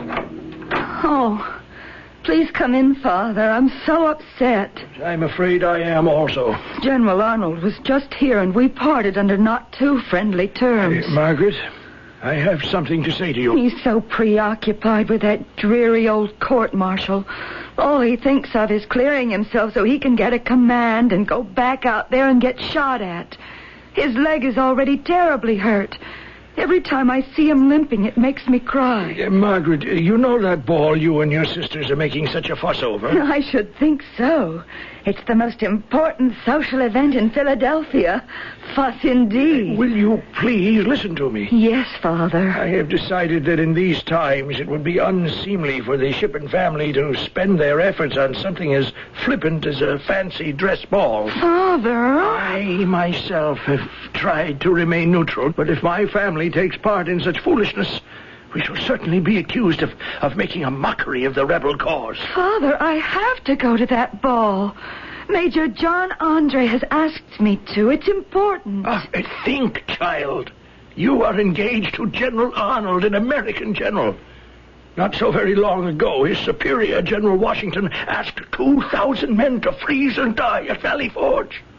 You cannot be seen dancing with the British here in Philadelphia while widows are weeping over the graves of their soldier husbands. Oh, no. We have no money. No money coming in. As you know, when this city fell to the British, I decided not to help either side, to wait it out. Oh, these are not times to indulge in lavish entertainments. It's this awful war. I wish that darned old George Washington had never gotten it into his head that we should be separated from Great Britain. It makes me so angry. Margaret, please keep that sentiment to yourself. We may be forced to swear allegiance to the American flag.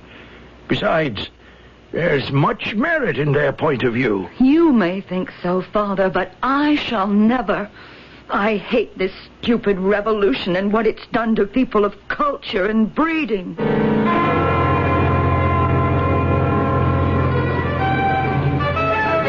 Miss Peggy Shippen, I believe? Major John Andre, an honor. What an exquisite gown. Thank you. I hadn't expected you at the ball. Why not, Major Andre? Well, a little bird told me your father doesn't approve of such blatant luxury. The little bird was right. Father does not. But you are here anyway. Let us say when Peggy Shippen wishes her own way, she usually gets it. Usually? Always. Do you suppose your fiancé, General Arnold, will mind if I ask you to dance? The General would mind very much if you did not. A dance or two will make his absence more bearable for me. Isn't it extraordinary? Here we are of the same heritage and background, General Arnold and myself. Yet one is a loyalist, the other a rebel. Major Andre, may I ask you to help me forget the war for one evening? Oh, it shall be a pleasure. Tell me, did you bring your scissors, Major? My scissors? Oh, why, yes, I did. How did you know about that? Your little bird. I understand you are quite accomplished in cutting out silhouettes of the ladies you dance with. I hope you'll do mine. I should be honored. Gracious.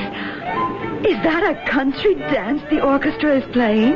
Why, yes, it is. Do I dare dance a country dance? My dear Miss Shippen, it is we who must set the fashion for others to follow. But a country dance is so daring. Imagine moving about to music held in the arms of a man not your husband, in public. Shall we give it a try? Let's. Oh, I can't wait.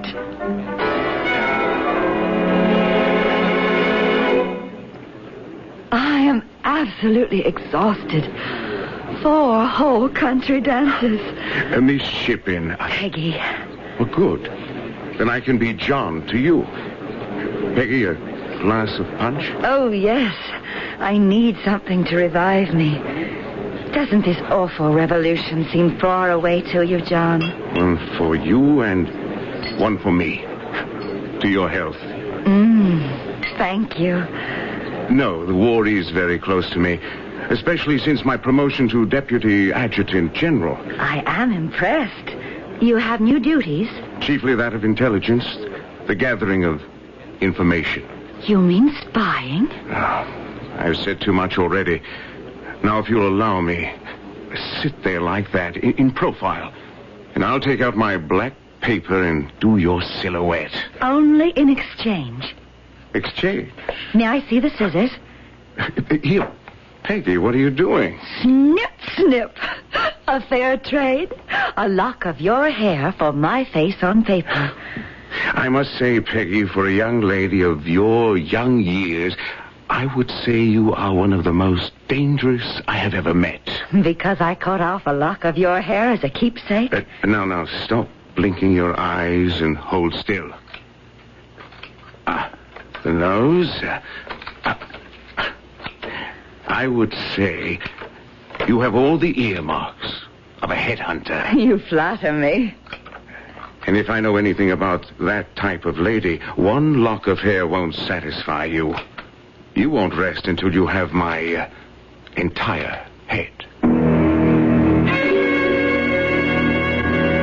Ben? Husband? Please come to bed. I'm coming, Peg, dear. Do you know what day it is today? Of course I know. The 8th, Tuesday. Is that all? 1779. Oh, Ben, today is our anniversary. It is. Yes. 1 month married today. Ah, yes. What is it, Ben? Don't I please you? Of course you do, Peg. It's obviously I who doesn't please you.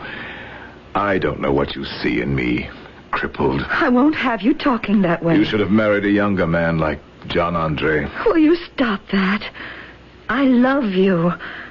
I know what is troubling you, and it's nothing to do with our marriage. It's a wonderful marriage. Perfect. It's old George, isn't it? And the Philadelphia Congress. It's really shocking. You're the country's hero, and you're being treated like I don't know what. I wonder, Peggy, if we can ever be happy in a land filled with upstarts and envy. Why do we have to?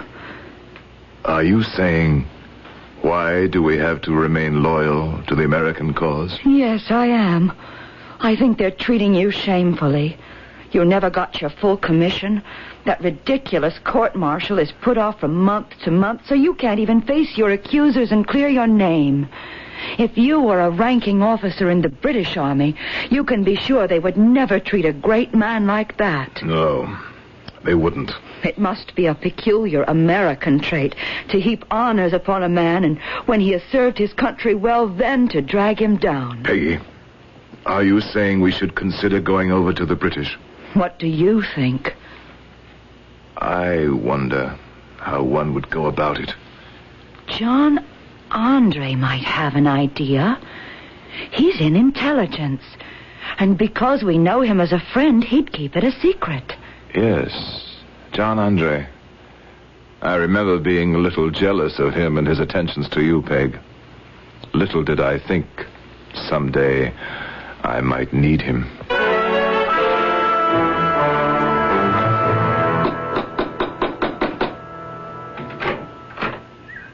Yes? Is this the Penn Mansion? Yes. General Benedict Arnold? Yes. Stansbury's the name. I've been informed you are a gentleman interested in the finer things of life, and I have brought with me from Philadelphia some articles of rare distinction which I believe you will appreciate. May I come in? All right. Do so. Are we alone? My wife is upstairs, and of course the servants are about. Yes, I brought with me some exquisite Staffordshire and creamware. My wife attends to the household effects. Is there any place we can talk, General, without being overheard by the servants? Oh, I see. Perhaps in the garden. In the garden. Splendid. Yes, beautiful spot you have here, General. Is that West Point directly south? Why, yes, it is. My wife and I have only recently purchased this property. Yes, I'd like to see a bit more of the Penn Mansion grounds, if I may. And if you'll come with me outside to my carriage, I have some extraordinary samples fit for a connoisseur. It's an opportunity I don't think you would like to pass up.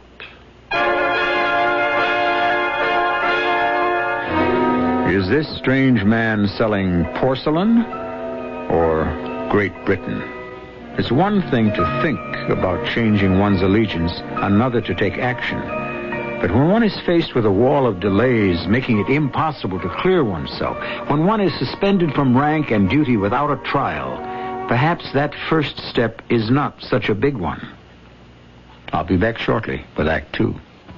We're going to stick our neck out and tell you something. It's hard to miss with arrows. shirts. And the reason is so simple. America's shirt maker is Arrow Shirts. America's shirt maker has done it again with what is probably the best shirt collar ever made. Arrow's patented custom collar, and only Arrow's got it. It's a whole inch wider at the bottom than the top, just like your neck is. It's adjustable by a full half inch, and it's got a special notch so the neckband doesn't show over your tie. America's shirt maker is Arrow Shirts. See why we're sticking our neck out.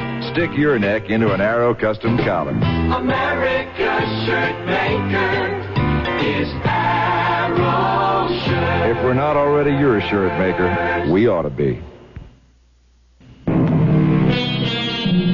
It is not the act, but what compels the act. Why does a man cheat at cards, lose a job, even kill another? How often have we been told the fault lies not in our stars, but in ourselves? Here we have a man of great courage, a winner of battles, a gainer of medals, who is about to desert his country. Well, let us see if we can pluck out the heart of this man's mystery. Word has gone out to Major Andre that Benedict Arnold wished to defect. Now the British reply has come knocking at his door. I have brought with me a personal message from Major Andre. Proceed. You sent him a note asking to be assured the British were not planning to give up the war. The answer to your question is assurances are given. Good. You asked for suitable pay from the British as inducement. No, not inducement. Compensation. Major Andre agrees in principle that you should be compensated, but does not agree to the specific sum you requested. Oh? He directs me to tell you the amount will depend upon what services you render to the British. And what about my question? Should I openly go over to the British side now? The Major says no, not now. To continue as you are. Serve us in secret. Has the Major asked for an immediate answer? I've brought along a dictionary identical to one at British headquarters. Your reply is to be written each word corresponding with the page and line in this dictionary. I understand. My correspondence is entirely numbers. The Major suggests your wife write an innocent letter addressed to one of her Philadelphia friends. She write? Something innocuous, inquiring as to what's doing in society, the fancy dress balls, whatever. And you are to write your coded, numbered message in invisible ink between the lines. I don't care for it, Stansbury. Involving an innocent lady friend of my wife's. The letter will be intercepted, General. It will never reach the party. I suggest you put your thoughts down on paper. I will return to Penn Mansion in an hour for your answer. Answer? What answer? For the name of the person to whom your messages for Major Andre will be addressed. I cannot promise you that. I shall have to consult my wife. A messenger? When was he here? He has just left. What did John say to your proposal? Tell me. Tell me. The British don't want me to publicly change sides. But why not? I don't understand. They want me to secure a command I can betray. But how can I? Washington is holding off giving me a post until this wretched court-martial is over, and there's no date set for it to begin. What about the money? Nothing definite. Oh, yes, they'd be delighted for me to tell them of troop movements, secret dispatches, etc. Anything I wish, but Andre refuses to name any specific amount. But you asked for so little, 10,000 pounds. We'll write back to John Andre. Peggy, draft up some letter about hats or gowns or whatever.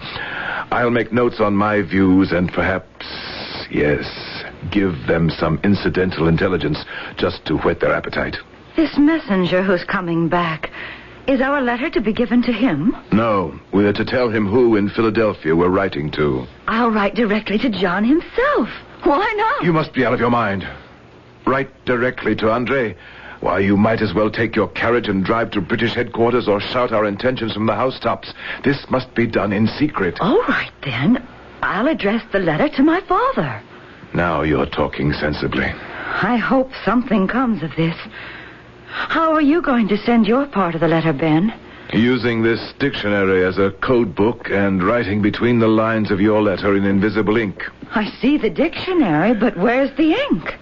It makes you wonder, doesn't it? How they ever expect to win this war. That fool agent never gave me any ink. Dear Father, I am well and happy, and to be the wife of this great man has filled my heart and my days. Would you be good enough to forward this letter to our dear friend, Major John Andre? I have asked him the next time he goes to New York, would he buy me material for a pale pink dress of Mantua, decorated with broad ribbon of the same color. John Andre will know. Same color. John Andre will know, as we spoke of such material when last we danced at the Meschianza Fancy Dress Ball. Also satin for matching shoes and one pair of ladies' neat spurs.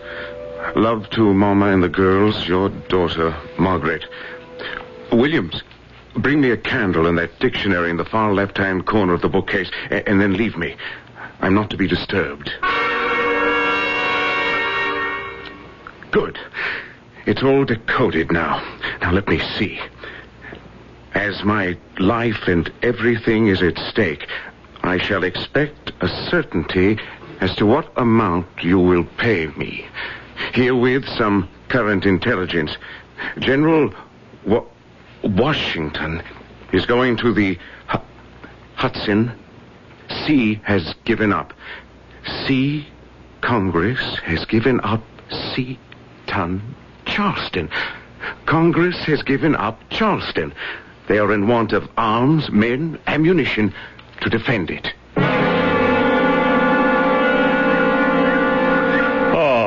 Your garden is quite as lovely as I remember it, General Arnold. You will forgive me if I don't get up. I've had these chairs placed out here at various intervals so I could rest. Oh, forgive me. May I bring you a cushion from my carriage to make your back more comfortable? I shall feel more at ease, Stansbury, if you bring me favorable news from the Major. He's received our letters. Yes, and has entrusted me with the answer. We are to drop the dictionary code. He now fears that the correspondence may fall into the wrong hands and your cooperation is too valuable to risk. Then he agrees? To an extent. To the extent of £10,000 in my terms? No. The Major cannot see any payments to yourselves until you have made a real and generous effort. He suggests you make a little exertion. Are those his words? Verbatim. And procure an accurate plan of West Point, boats guarding the Hudson River, etc., etc., and also the American Army's battle orders. Andre doesn't realize the problems.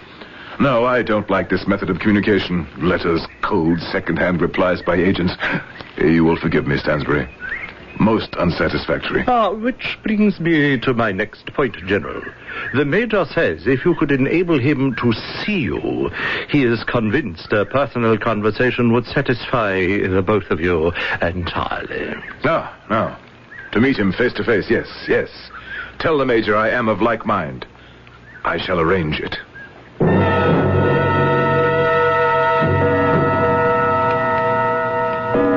What time is it, Father? It's a little after the noon hour. I'm beside myself with worry. How long does a court-martial take? I don't know, Margaret. Benedict has been dragged into this hearing by enemies, but I know he'll come through it with flying colors.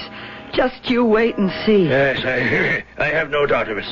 Father, I wish you could be more charitable. No, come along, Margaret. How can you say that?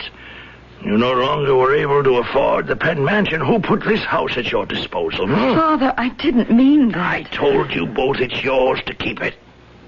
I want you to have some place where you can be happy with no worries of mortgages or unpaid bills. We shall have money, you'll see. The Philadelphia Congress owes Ben £5,000 a month for the 9 months he had to keep his establishment as commandant of Philadelphia. That's him. He's back. Ben? Ben, we're here in the drawing room by the fire. Another brandy, General? No, thank you, Mr. Shippen. One was enough to help me recover. Do you feel up to telling us now the outcome of the court-martial? Are you well enough? My dearest, I never felt better. At least this trial has taught me who my friends are. Who spoke up for you? No one. Not a soul. I had no friends. But you were acquitted. Do you remember the story of King Solomon, who, when asked to decide which lady was the true mother of a baby, ordered the infant cut in half and half given to each woman? Yes.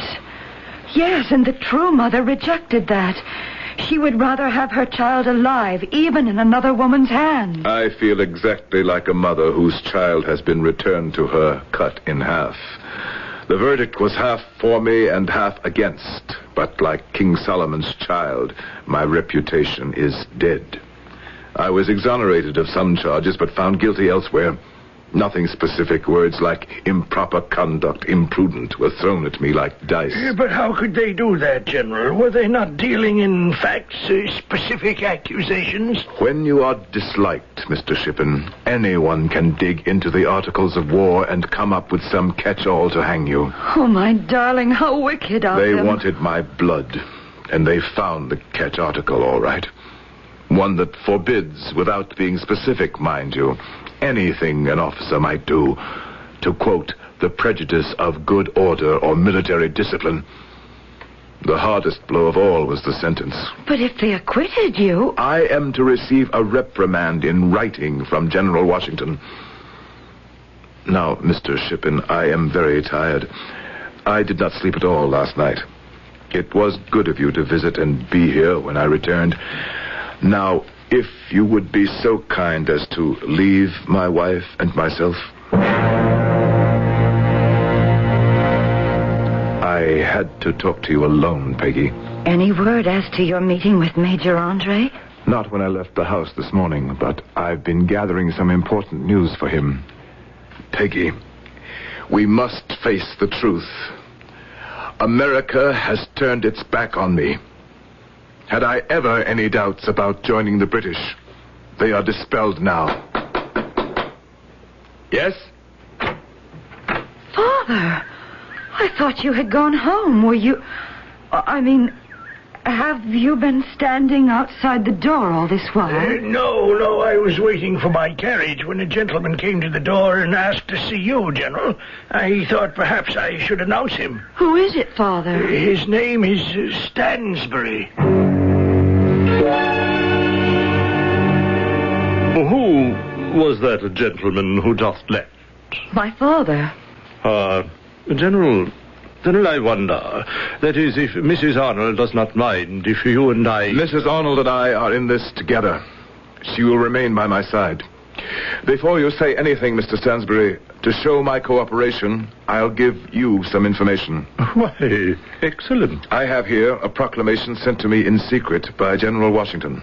The American plan to invade Canada. 8,000 troops are expected from France for that campaign. Well, that is new. Major Andre wanted my specifics, did he?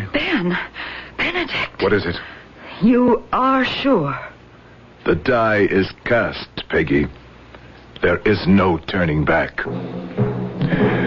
Where was I? Yes. Our invasion. The American invasion of Canada. 6 French ships of the line, several frigates, and a number of transports carrying the 8,000 are expected at Newport, Rhode Island in 3 weeks. You may tell Major Andre I shall see Washington myself, and I guarantee I shall be offered the command of West Point. Tell him also, when I meet with the Major face to face, he will have from me a complete report on how that garrison can be taken by the British.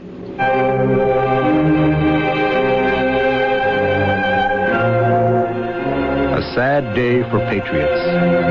The man was noble, but with his last attempt he wiped it out, betrayed his country, and his name remains to the ensuing age abhorred. William Shakespeare's prophetic words written 100 years before Benedict Arnold's betrayal. I shall be back shortly with Act 3. The warm, sunny days of spring are the perfect time to paint your house. The National True Test Paint Week is the perfect time to buy True Test house paint from True Value hardware stores. Hi, Pat Summerall to tell you, now until June the 4th, they offer True Test paints at special prices. For example, you can get True Test Woodsman Solid Color Latex Stain for just $6.99 a gallon. Woodsman enhances the texture of rough wood and beautifies smooth wood, indoors or out. And it comes in 22 rustic flat colors. Or choose True Test Weatherall Acrylic Latex House Paint, the paint that's earned the Good Housekeeping seal, for just $9.97 a gallon at True Value hardware stores. It resists weather, stains, and smog, and comes in white and 35 colors. So take advantage of the special values on True Test paints during National True Test Paint Week, now until June the 4th at participating True Value hardware stores and home centers. And remember that True Value is much more than just a name. It's our way of doing business. And tell them Pat Summerall sent you.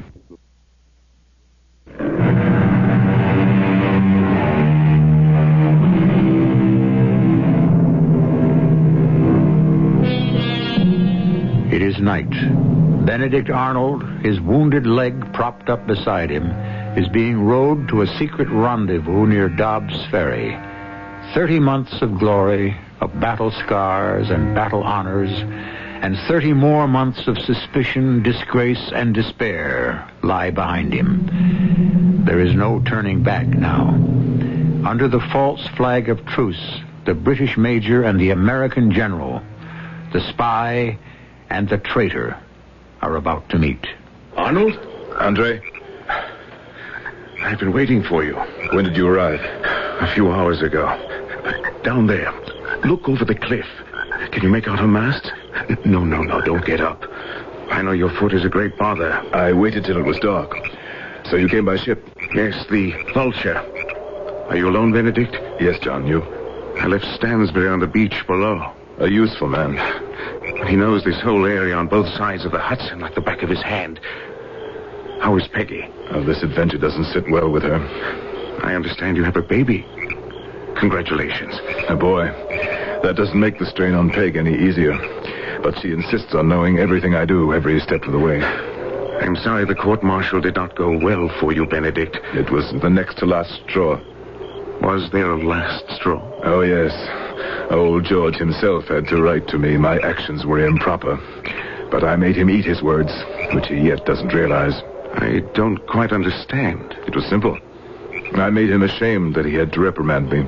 So from there it was only a step to get him to agree I should be the commander of West Point. Yes, old George will learn how foolish it is not to be loyal to Benedict Arnold. That's good news. When do you take command? Soon. But I haven't been twiddling my thumbs, waiting. Now, I have brought with me, John, a detailed drawing of the fortifications. Drew it myself. Here, put it in your pocket. Now, here are my recommendations how best to storm them. Oh, I wish I could take a look at these. We can't light any lanterns here. My guess is, John, if you were to attack West Point before Albany could send reinforcements, the garrison would be yours. Oh, if we had it, our guns trained on the river and inland, why, all New England could be cut off from the rest of the colonies. Men, supplies, everything. And what's that worth to you and your generals? You said 10,000 pounds when last we talked. The price has gone up to 20. Yes, but not for a pile of stones and burnt-out cannon. Add 3,000 prisoners and all the stores. Then we would be agreeable. Is that an owl or a signal? It may be Stansbury signaling. Let's hope it's not trouble.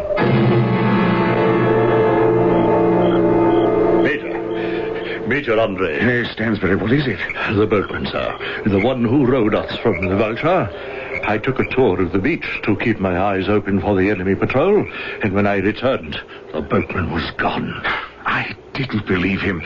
He told me if the hour grew late, he wouldn't be able to row me back, but I didn't believe him. Will he come back for us in the morning, sir? One would hope so, but who knows?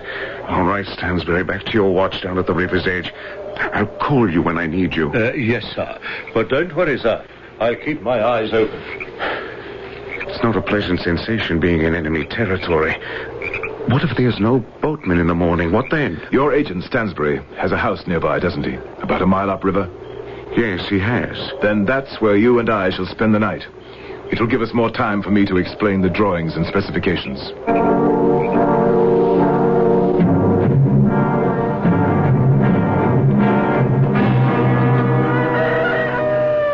John, wake up. I'll have Stansbury make us some coffee. Stansbury? Stansbury? Oh, I could have sworn I didn't sleep a wink. He's not here. And his cot hasn't been slept in. If I know him, he's waiting on the shore for that boatman. I want to give you these papers as well before I forget. The ordnance at West Point, guns available, number of men protecting each fort. Then, here, secret plans of the artillery commander in case of attack. Here, Washington's own top-secret military plans. I'd say I could guarantee you at least 3,000 prisoners. If so, the 20,000 pounds are yours. I knew you would see it my way. Expensive soldiers. I don't haggle. The price has gone up in 17 centuries. I don't follow you. One used to be able to buy a man's freedom for 30 pieces of silver. John, I don't care for that. If you British have any second thoughts about doing business with me, please come out and say so. I'm not in the least ashamed of what I'm doing. Neither am I, Benedict. It was thoughtless. It was a thoughtless remark. Put it down to my fears of how I can get safely back to Philadelphia. General! Come in, Stansbury. I've been on the beach since 5 this morning. The boatman didn't return? No, he didn't. But even if he had, there's no warship to take you on. What? The Vulture is gone? One of the local farmers told me he saw it pull anchor and disappear last night. Well, how am I going to get back to our lines undetected? I'd say it's time to consider escape plan number 2. Stansbury, I want you to show the Major the way overland. Stay with him. Of course I will. I've done it many times. On horseback in my British uniform? You want me to be shot? I'll give you letters of passage. They'll have to let you through the lines. I can give you a long cloak instead of your jacket, sir. Then your breeches and boots won't be seen. Capital. Believe me, John, it's quite safe. To spend the rest of the war in a prison camp. Unthinkable. Were it not for my bad leg, I'd accompany you myself. There's no danger, John. Look, if I had any doubts, would I even consider you carrying these incriminating documents? You're certain? I risk everything also, John. The papers you carry could send me to the gallows. Oh,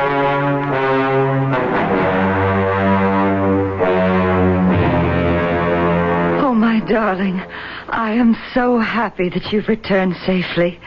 I worried so. Did everything go as you planned? Not quite, Peggy. But I feel sure Major Andre will get back safely. All morning I've been walking about this house and thinking soon, soon, soon. Soon I shall be with my own people. The kind of people I deserve to associate with. Not the American riffraff. In a few days, West Point will be delivered. In just a few days. Perhaps a bit longer than that, but it will be. The baby. I must go to him. Peggy, would you remember one thing? There are 1,000 things about you I can never forget, Ben. What one thing?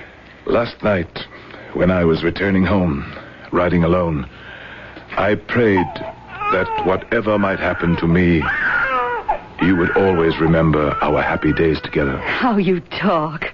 Our happiest days are yet to come.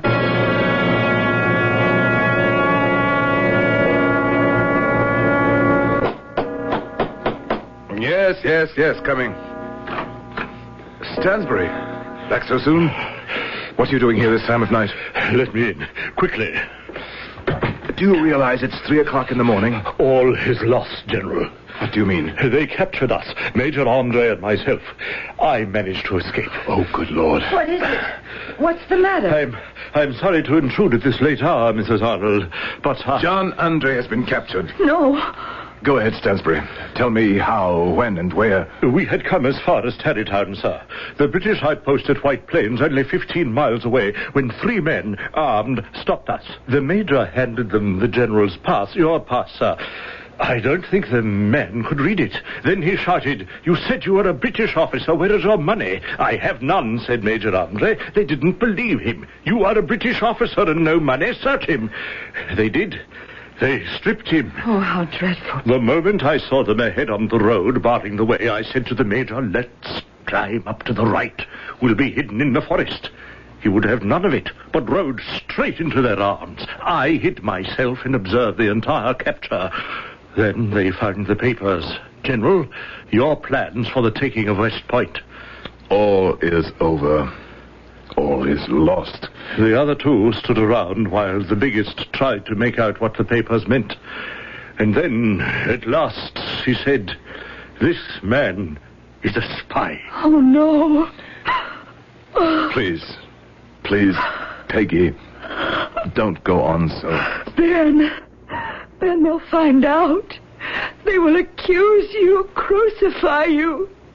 You will be called a traitor. You must save yourself. You must go.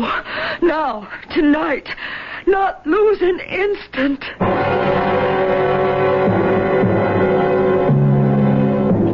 General Washington, sir, I have had much time to reflect since my escape and the sentencing of Major John Andre.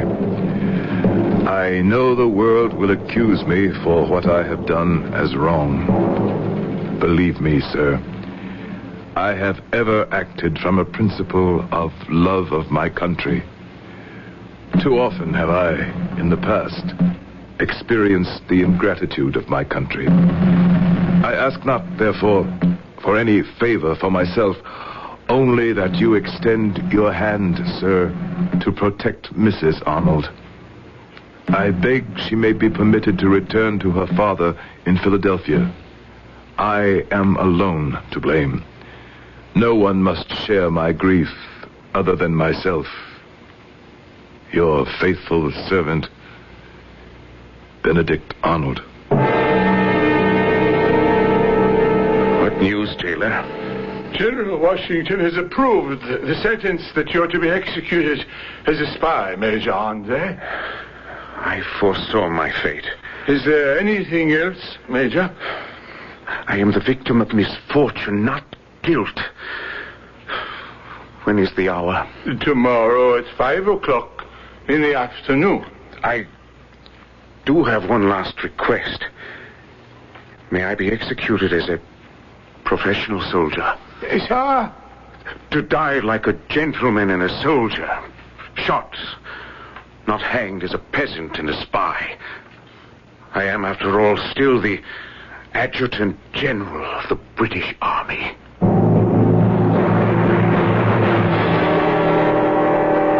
Hanged? They hanged that great man like a common criminal. Margaret, you must calm yourself. I have no one. You know that, no one. Benedict has deserted me. I'm all alone with my baby. Please. I haven't a friend left in the world. Do you know that? I did have a friend once. A good, kindly, good friend. Yes, I did. Look, sir. He was my only true friend. This was his. That lock of hair? A long time ago. At my very first ball, John Andre gave me this lock of his hair. He let me cut it from his head. Do you know what he said to me, sir? Margaret. He said, Peggy, I know you. You won't be satisfied with one lock of my hair. You won't rest until you have my entire head. Oh, dear Lord, what have I done?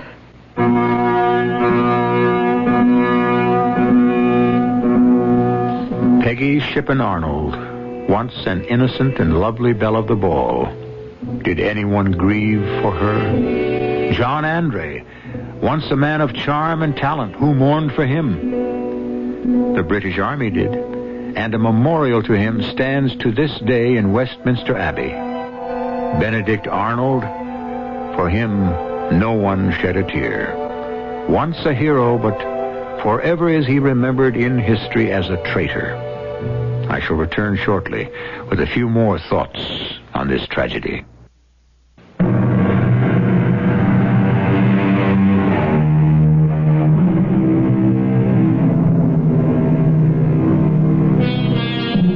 As we look back today at the sad tale of spy and traitor, let us remember there were also very many patriots. One of them, in uniform with Washington, said, "These are the times that try men's souls."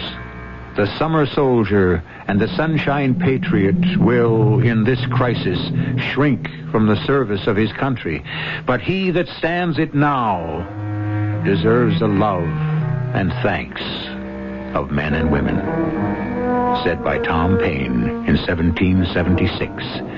Today, we can say it no better. Our cast included Gordon Heath, Catherine Byers, Howard Ross, and Earl Hammond. The entire production was under the direction of Hyman Brown. This is E.G. Marshall inviting you to return to our Mystery Theater for another adventure in the macabre. Until next time, pleasant dreams.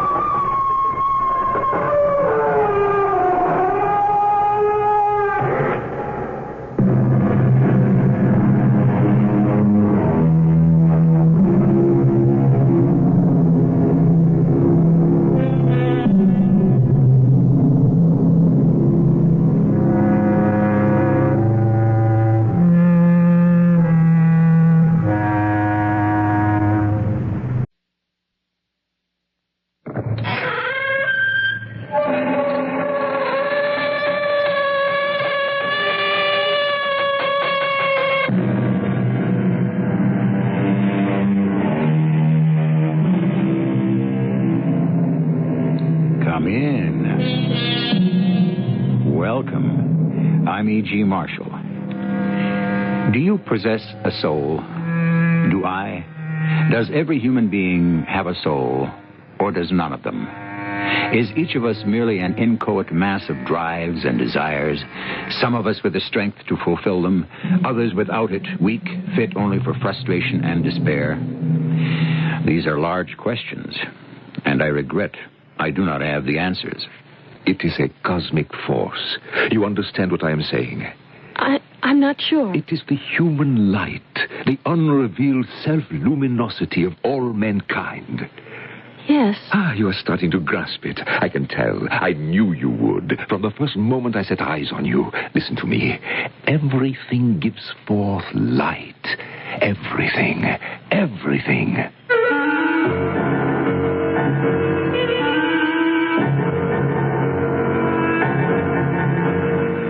Our mystery drama, The Power of Ode, was written especially for the Mystery Theater by Elspeth Eric and stars Christopher Tabori and Jada Rowland. I'll be back shortly with Act One.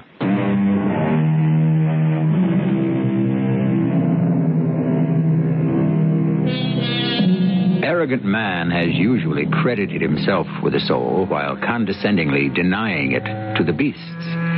But when next you pass by a dog tied up on the sidewalk, waiting for the return of an all-important someone, go back and look deep into the anxious, watchful eyes. See if you do not detect there at least the hint of a steadfast, worshipful soul. Now I invite you to listen to the story called The Power of Ode.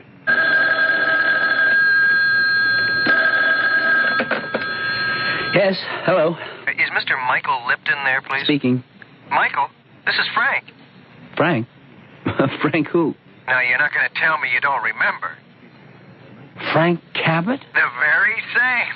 Himself in person. Well, are you here or where? Yeah, I'm right here in town. I'm calling from the local, hostelry. I've stopped off on my way to the coast. Renew old friendships, all that sort of thing. You still are my friend, or am I taking too much for granted? Oh, don't be silly. Of course not. But it's been years. Look, when can we get together? Well, how about right now? Now? Yeah, for a drink or something. Frank, I was just going to go out when the phone rang. There's this party I have to go to. A party? In the middle of the afternoon? It's a garden party. Garden party? I didn't know anybody gave garden parties anymore. Well, they do here, now and then. Well, can't you skip it? Well, matter of fact, I don't want to. Well, not this one. Look, how about going along with me? Garden parties aren't exactly my style. It won't be so bad. We don't have to stay long, but I do need to put in an appearance. So how about it? Well, okay. Wait for me outside the entrance to the hotel, and I'll pick you up. All right? Sure. All right. But look, how awful can it be? It won't be awful at all. You'll see. Be there in about 10 minutes, okay? Okay.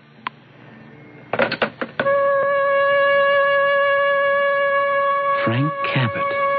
I hadn't set eyes on him since we were at the university together. I'd hardly even thought about him, though we'd been fairly good friends in the old days. Not really close. But, well, friends. He always got better grades than I did, had more dates, dressed better, was better looking. I suppose I envied him all that. In fact, I know I did. But that didn't prevent our spending quite a lot of time together and enjoying it. I was really looking forward to seeing him again. Oh, hey, there you are. Here I am. Frank, you look great. Well, so do you, old buddy. Come on, hop in. Hey, nice car. 5 years old, but it still runs.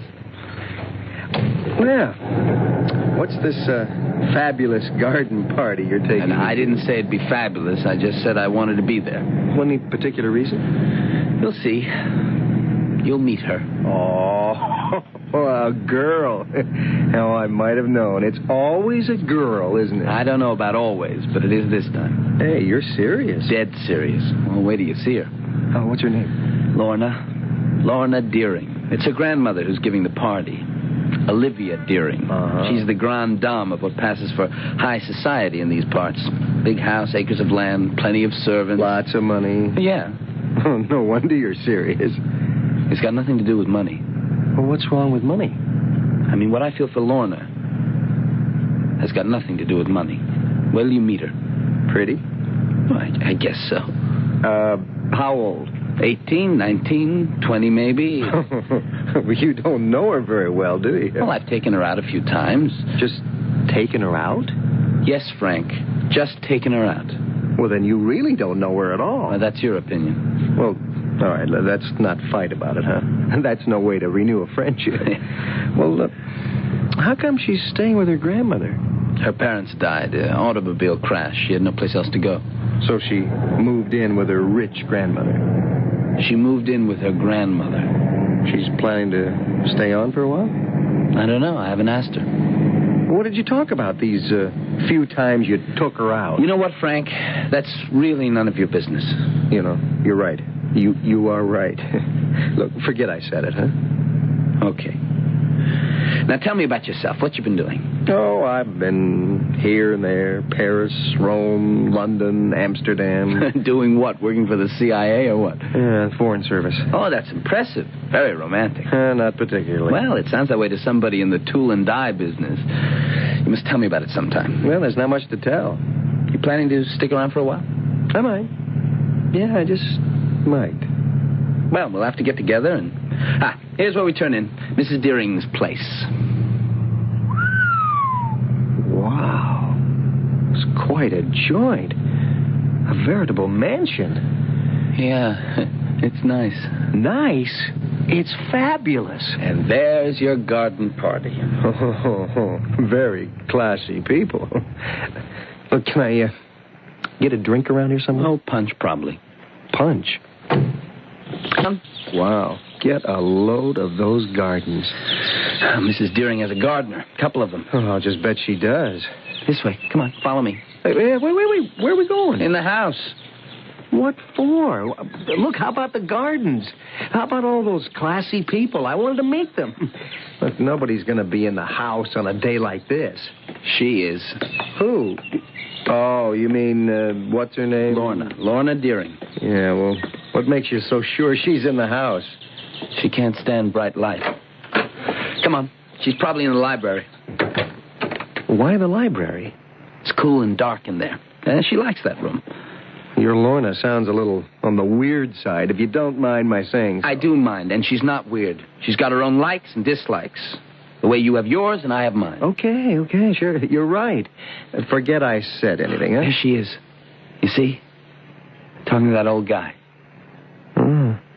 Well, who's he? I don't know. Never saw him before. Well, he's no competition for you anyway. 50 if he's a day. Maybe more. Maybe 60. Listen to me. Everything gives forth light. Everything. Yes. Oh, yes, everything. Hi, Lorna. What? Oh, it's you, Michael. I brought a friend over to meet you. This is Frank Cabot. We went to school together. Lorna Deering, Frank. Oh, I'm so happy to meet you. I could die on the spot. Oh, please don't do that. Michael, this is Professor Von Drucker. Michael Lipton. Frank Cabot, is it? Yes, Cabot. How do you do, sir? I'm pleased to meet you. And Mr. Lipton? How do you do? Very well, thank you. Well, I hope we're not intruding on something terribly private. Oh, not at all. It looked very absorbing from across the room. Well, you see, I was just telling Miss Lorna about the power of ode. You said ode? Yes. Spelled O-D. Well, I don't believe I've ever heard of it. Have you, Michael? No, I don't believe I ever have. That's the whole trouble.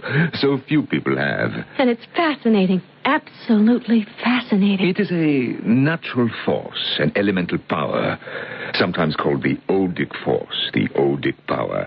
As I was telling Miss Lorna here, it permeates the universe. It spreads itself from star to star. It is the human light, the unrevealed self-luminosity of all mankind. Everything gives forth light. Absolutely everything. You see? Well, to be perfectly honest with you, It's very intriguing, Professor. Ah, you think so, do you? Well, how do you know, get at this ode, this odic force, whatever? Oh, by various means. Such as? Magnets, heat, light. Amazing. By chemical or vital action. Really? The various manifestations of the odic force, are distinguished by special names. For instance? Well, there is biode, the ode of animal life. There is elode, the ode of electricity. The magnatode, the magnetic ode. Anybody like some punch here? And then there is pantode, which is ode in the general sense. I tell you, why don't I get us all some punch? Tell me, Professor Van Drucker, how did you happen to, latch onto this ode thing? Well, I think I'll do that. Get us all some punch. I'll be right back. You see, I was raised and educated by my grandfather. And when my grandfather was a small boy, he was privileged to spend a great deal of time in the presence of Baron Karl von Reichenbach. It was von Reichenbach who discovered the phenomenon he christened ode. He was a baron, was he? Oh, yes. My grandfather spent a good part of his youth at the Baron's castle of Reisenberg. There, in, talks with von Reichenbach, and through assisting at various experiments, he learned the secret of vital power, which is ode. Oh, what was he, this von Reichenbach? Some kind of a spiritualist or something? Oh, my, no, heavens, no. He was a scientist. He was a businessman, a very successful businessman. Well, here we are. Punch for everybody. I hear it has some champagne in it. Lorna, here, punch for you. Lorna. What's the matter with her? Have no fear. It is nothing. But she's just standing there. She's not moving. Not moving a muscle. She is in a cataleptic state. It is nothing. Nothing? What happened to her? How did she get like this? Very simple. I hypnotized her. Now, do you begin to comprehend the power of ode? I didn't like what was happening to Lorna. I didn't like this professor who seemed to be filling her head with the most errant nonsense. And I didn't like my old friend, Frank Cabot, who seemed to be moving in on the girl I loved.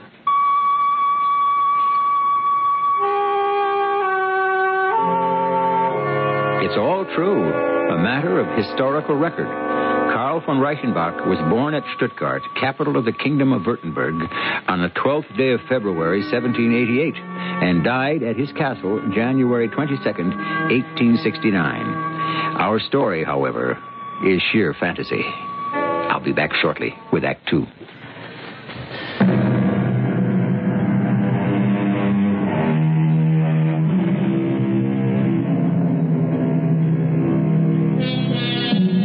Have you heard of the vital force, or read about it, or simply gone through life with the uneasy feeling that it exists, but you cannot locate or define it? You're not the first. 200 years ago, it was called animal magnetism. Today, occultists call it the psi quality. In between, various religions and disciplines have attempted to shed light upon it and make it accessible.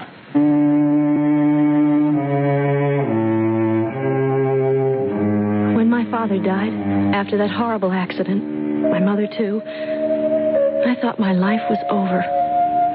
But his last words to me in the hospital, I shall never forget them, were, "My sweet child, try to be happy." Well, I have tried very hard.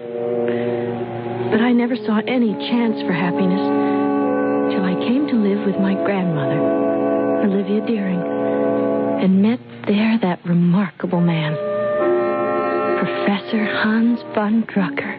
Miss Deering, how good to see you again. You were so kind to come here, Professor von Drucker. I could have come to you if you'd said the word. Much better we should talk in this room. This softly lighted room of which you are so fond. I do love this library. It was the first thing I noticed about you at the garden party. How you fled the bright sunlight, sought the muted tones of this dim place. You noticed right away. And do you know what I next observed? No, tell me. The light flowing from your fingertips. Are you serious? Oh, my dear Lorna, may I call you that? Please. Please do. If only you knew, could realize how serious I am. First of all, the aversion to strong light. This was a characteristic of Baron von Reichenbach's very first subject. This was in 1844. The poor girl could not even bear candlelight. Imagine. And did light flow from her fingertips? Light flows from everyone's fingertips. You mean that? In varying degrees, of course. Sometimes barely detectable. It is the odic force. And a high sensitive, like yourself, possesses it to a remarkable degree. Is that what I am? A high sensitive? With abnormal sense power. I have always felt... I never knew what to call it. But I felt something. Something I could never express. Let me try a little experiment, will you? What sort of experiment? Oh, it will not hurt you in the least, I promise. Look. Look what I have here. Why, it's a crystal, isn't it? That is precisely what it is. Now, if you will please hold out your arm. Like this? Yes, straight out, yes, thank you. Now, I shall draw the crystal slowly down your arm. Like this. Elbow to wrist. Now, tell me what you are feeling. A wind. A soft wind. Oh, a gentle wind. A cool wind. Oh, lovely. Pleasant, would you say? Oh, very, very pleasant. Good. Now, I shall draw the crystal from wrist to elbow. You know, the opposite direction. Slowly up the arm like this. Now, tell me what you are feeling, my dear. Oh, heat. It feels warm. Not enough to burn me, but warm, quite warm. And is it pleasing, this feeling of heat, of warmth? No, not really. No, it's rather unpleasant. I don't like it. I'd rather you stopped. It is the same. I was right. He was right. Oh, it is all too marvelous. Oh, my dear Lorna, how can I thank you? For what? Thank me for what? What have I done? You have demonstrated again what von Reichenbach discovered more than 100 years ago. That there is a force, the odic force, to which we are all susceptible. But the high sensitives, such as yourself, are the most susceptible of all. Professor von Drucker, you confuse me. I can't follow. I can't comprehend what you're saying. Of course. course. Do not let me force you to a conclusion too fast. After all, it took me years. All this? You can tell all this from just a crystal. No. In point of fact, von Reichenbach started with a magnet, a 9-fold horseshoe, the largest magnet that ever existed at that time. Then he asked the father of the subject, a man named Novotny. All this happened in Vienna. He asked Novotny to hold before his daughter this huge magnet, capable of supporting 90 pounds of iron. Mr. Novotny did so, without von Reichenbach's even being present. And the next morning he was told that Miss Novotny had actually perceived a distinct, continuous luminosity. Really? You mean it? Now, wait. For as long as the magnet was kept open, the fiery appearance was about equal in size at each pole. Close upon the steel from which it streamed, it appeared to form a blazing vapor, and this was surrounded by a glory of rays. Oh, it sounds glorious. Magnet, crystal. But he did not stop there, oh no. He went on to try other substances, sulfur, zinc, salt, alum, copper. They all, each one of them, had odic force to a greater or lesser degree. Precious stones, even semi-precious, had it too. The existence of the odic force was there. It existed. It was real. And so it is today. But if that's true... Oh, it is true, all right. Why don't we hear about it? Why doesn't anyone tell us? But, my dear little friend, that is what I am trying to do, as others have tried. Professor von Drucker. Little Lorna, can I persuade you to call me Hans? Do you not feel that we are kindred enough for you to do that? Hans. It sounds right. It is right. Believe me, it is right. Now, what were you going to say to me when I interrupted? I've never told this to anyone. Not even my father. I've never dared. But my father always wore a flower in his buttonhole. I would pick it in the morning and put it beside his plate at breakfast. And then just before he went to work, he would let me put it in his buttonhole, and off he would go. He wore the flower all day, and when he came home at night, he would give it to me. I trembled all day for fear that flower would get lost or would fade. But it never did. Yes, go on.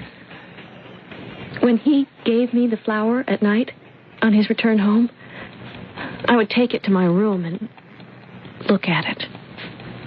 Look at it long and hard. And, Professor... Hans... Yes, my dear girl. I thought I could see it grow. Of course, it was not growing because it was no longer in the ground. It had been picked. No. What I was seeing was its death throes. Its last gasps, you could call it. The final flickering of life within it. I would watch and watch till it faded and died. Sometimes I would cry a little. It just seemed so sad. But then I would stop crying and go downstairs for dinner, because I knew that the next morning there would be a new flower, and my father would wear it all day and bring it home to me at night, and I would watch it till it died. Oh, my dear. Wait. That's not all. As I watched each flower die, I saw... This is what I've never been able to tell anyone, not even my father.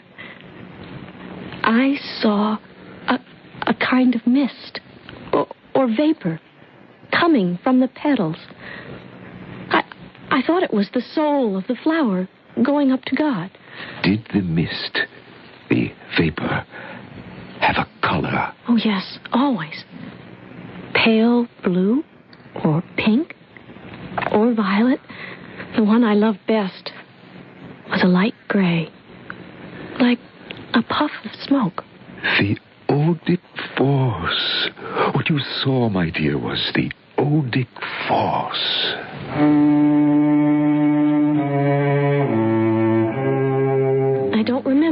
professor left the library. I think he left very quietly because he knew I was lost in my memories. And the strange interpretation he had put upon them. I felt as though everything was coming together for me now. As though I was starting off down a new path that would lead me to my destiny. There was a knock at the door and a familiar voice. Lorna, are you in there? Lorna, your grandmother said you'd be in here. Lorna, it's Michael. Please let me come in. Hello. Hello, Michael. Is it all right if I come in? I won't stay long. Come in. Thank you. Okay to sit down? Yes, if you want to. Lorna, do you remember what happened at the garden party? Of course. When I came into this room with my friend Frank Cabot. You remember Frank, don't you? Of course. Well, when Frank and I came in, you were talking to an old man, Professor von Drucker. Hans. Oh. Is that his name, Hans? Well, anyway, he was telling you about something called ode. Lorna, after a while, I couldn't make head or tail out of what the professor was saying. So I went out and I got some punch for everybody. I know you did. That was very nice of you. No, I wasn't trying to be nice. I was...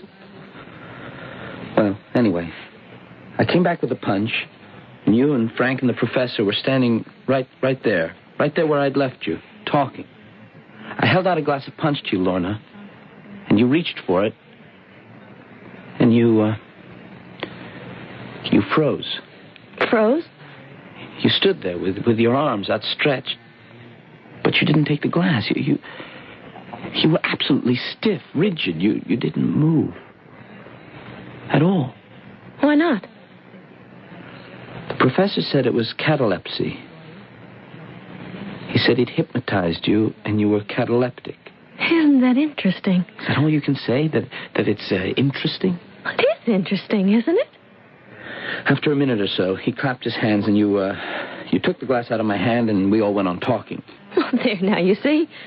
Nothing really happened to me. I wasn't hurt or anything. Lorna, I went to the library this morning. I looked up this man, von Reichenbach, in the encyclopedia.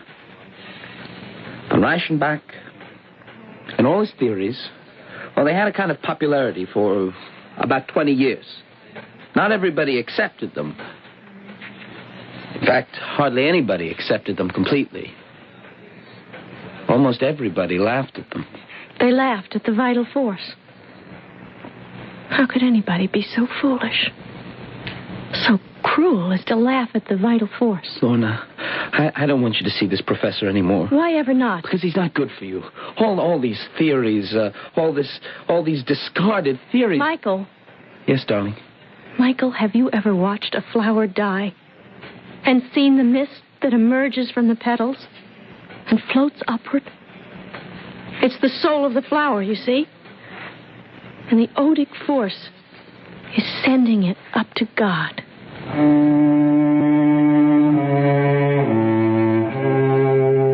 Poor Michael. He didn't understand a word of what I was saying. He just looked at me. I think there were tears in his eyes. He seemed so helpless, so forlorn. I think Michael loves me. And he's very sweet, very kind, very dependable, all those good things. But Michael is no high sensitive. So, of course, he doesn't understand.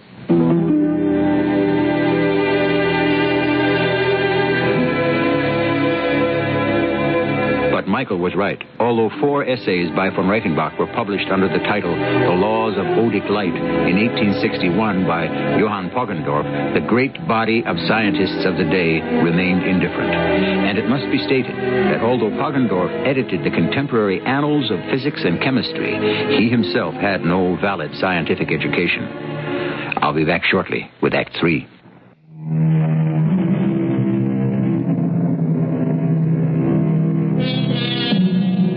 lest you think that the Baron von Reichenbach was a romantic visionary, let me give you some details of his life up to the age of 51. He made his fortune with a beet sugar factory and extensive metallurgical works.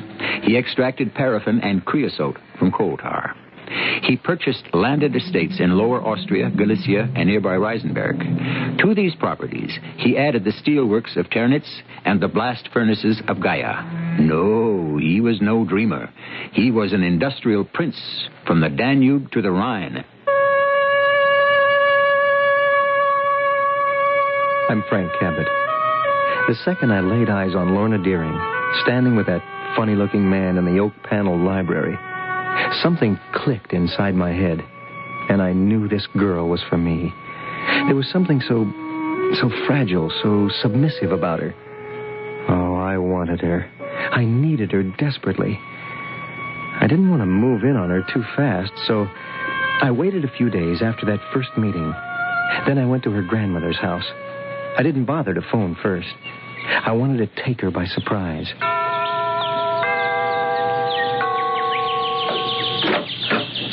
Remember me? Why, it's Mr. Cabot, isn't it? Frank Cabot. I met you at the garden party. I came with Michael Lipton. Oh, of course, I remember you. Would you...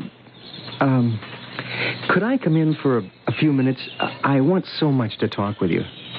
Oh, well... Please. I think we have a lot to say to each other. Anyway, I have a lot to say to you, and I hope that... But you see, Mr. Cabot... Call me Frank, huh? Something's happened. I'm not alone here. Oh, I'm sorry. No, it's nothing like that. Professor von Drucker is here. You remember him? Well, of course I remember him. Well, he's staying here now. Oh, I didn't know. I persuaded my grandmother to let him come here to stay after he fell ill. Oh, the professor's ill? Well, nobody told me. I'm terribly sorry. It's some sort of paralysis on one side. What does the doctor say? The doctor. He says it's hemiplegia, something like that. What brought it on? Do they know? All this work he's been doing. Trying to get von Reichenbach's idea revived. The poor man's exhausted. Oh, yeah, that ode thing. The odic force. The power of ode. Yeah, that. I was really impressed the way he talked about it. Really impressed. You were? Well, you see, I'm a high sensitive. Hans says I am. And high sensitives have healing power. It comes from the odic force. Do you understand? I think I do, Lorna. Well, that's why I asked my grandmother to let Hans move in here, so I could heal him. I'm spending all my time with him. Look, I understand. Could I come back in a couple of days, maybe? I don't know. Not just to see you. I'd like to talk to the professor. I want to tell him how impressed I was by everything he said, that stuff about the odic force, all that. He really gave me a lot to think about. Do you think he'd maybe want to talk to me for a few minutes? Well, I think he'd like that. I really do. Well, then, maybe afterwards, you and I could talk, too. Yes. Yes, maybe we could.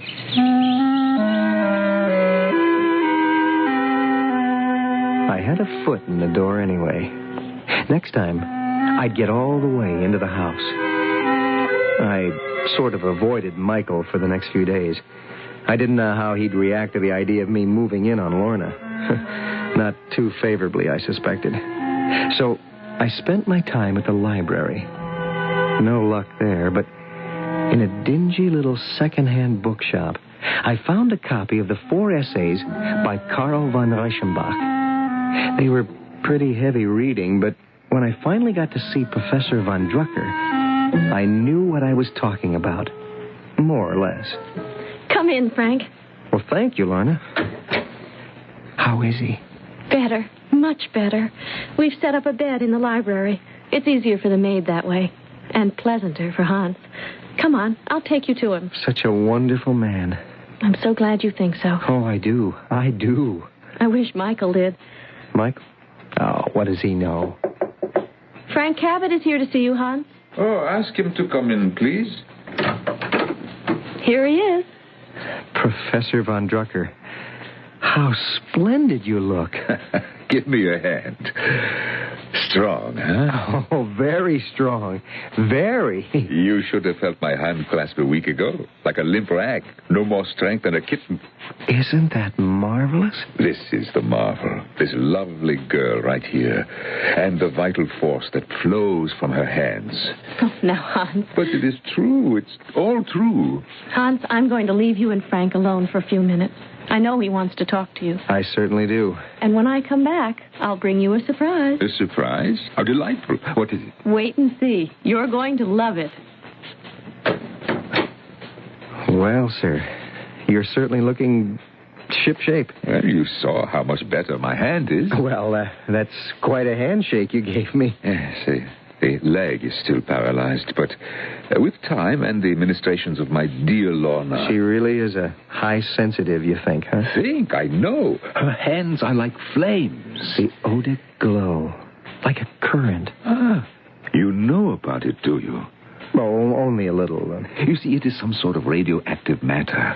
When a uniquely sensitive person passes her hands over an afflicted body, well, astounding therapeutic effects are obtained. A sort of emanation flows from her hands. Fascinating. The power of ode. The human light. You do understand, you do. Well, I'm trying, Professor. Still a novice, but I'm trying. Get yourself a magnet, a big one. Well, yeah, man is polarized from right to left. Am I correct? Oh, correct. Put a glass of water at either pole of the magnet. Wait 6 to 8 minutes, and then get the sensitive to taste them. The glass at the pole turned to the north will be fresh and cool. Uh-huh. The one turned to the south will taste lukewarm, disgusting. That experiment is one of von Reichenbach's, and I have repeated it with Lorna, and all his other experiments as well. Professor, I must tell you something. I'm extremely fond of Lorna. Oh? Oh, well, who could blame you? Well, I think you have a good deal of influence with her. Are you asking me to speak for you, Mr. Cabot? Yeah, something like that. Ah, Lorna, you're back. Yeah, we were just talking about you. Look what I have here. Why, it is an ice cream cone, isn't it? Your favorite kind, chocolate. Well, let us have it before it melts and spoils your pretty dress. No. No? I want you to come and take it from me. You mean over there? Where you are standing? That's what I mean. But Lorna, that is all the way across the room. I know. My leg? Your leg is strong. It's well. It will support you. Lorna, do you think he should? I know. Well, what if he falls? He won't fall. Come, Hans. I'll help you, Professor. Don't go near him. He can do it by himself. Can't you, Hans? What? I... The power of ode, Hans. The power of ode. Yes, I shall try. Professor. I shall do it. Yes, I shall do it.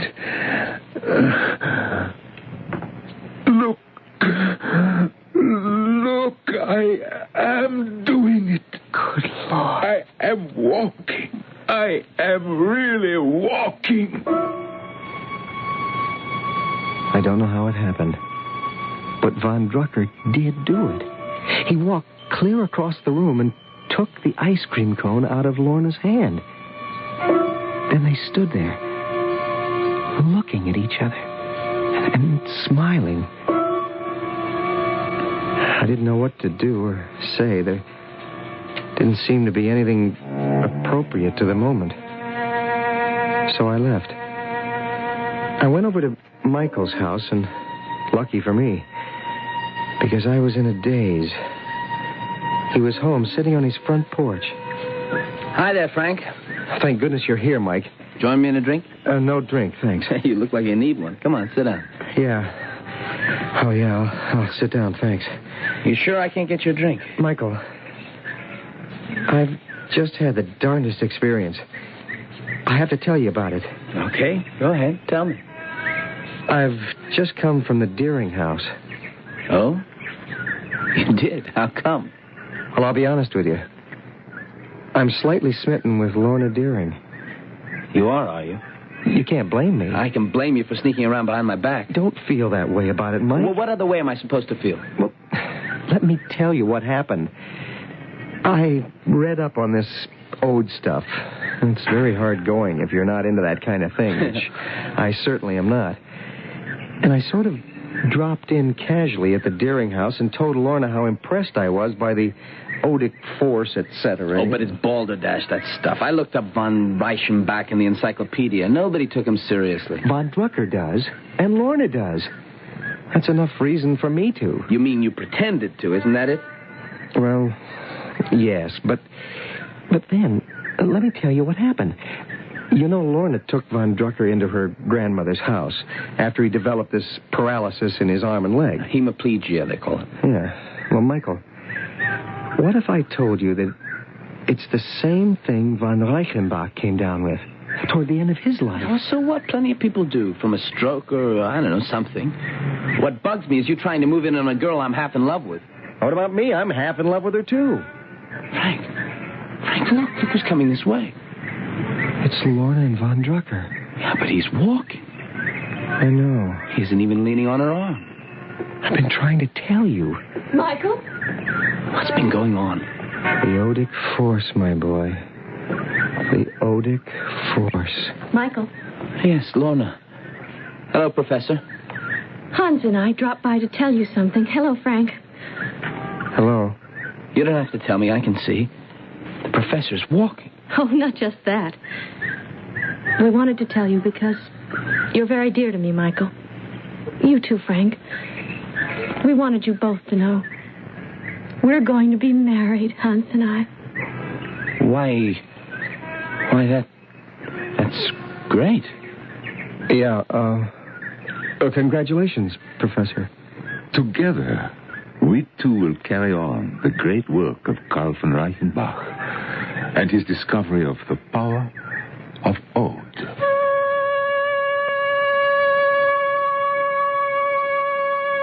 I took the next plane for San Francisco. Oh, I was depressed, and I was disturbed. But my first sight of the Golden Gate Bridge brought me back to my usual cheery self. I don't know how long I could have endured the company of a high sensitive and the power of ode.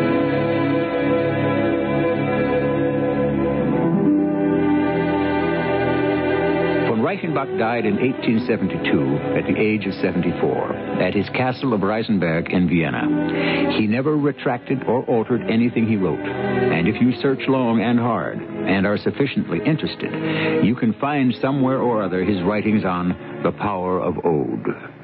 I'll be back shortly. Enter the White Westinghouse Move to the Sun sweepstakes. You could win the grand prize, ownership title to your own Captran Resort condominium for 1 week every year for life, or one of 50 one-week Florida vacations. All prizes include round-trip airfare on Eastern Airlines. See your participating White Westinghouse dealer for an official entry form. No purchase necessary. Open to U.S. residents 18 years or older. Sweepstakes void where prohibited. But hurry, our White Westinghouse Move to the Sun sweepstakes ends June 1st, 1981. Danielle Steele, author of The Promise, knows how a woman really feels.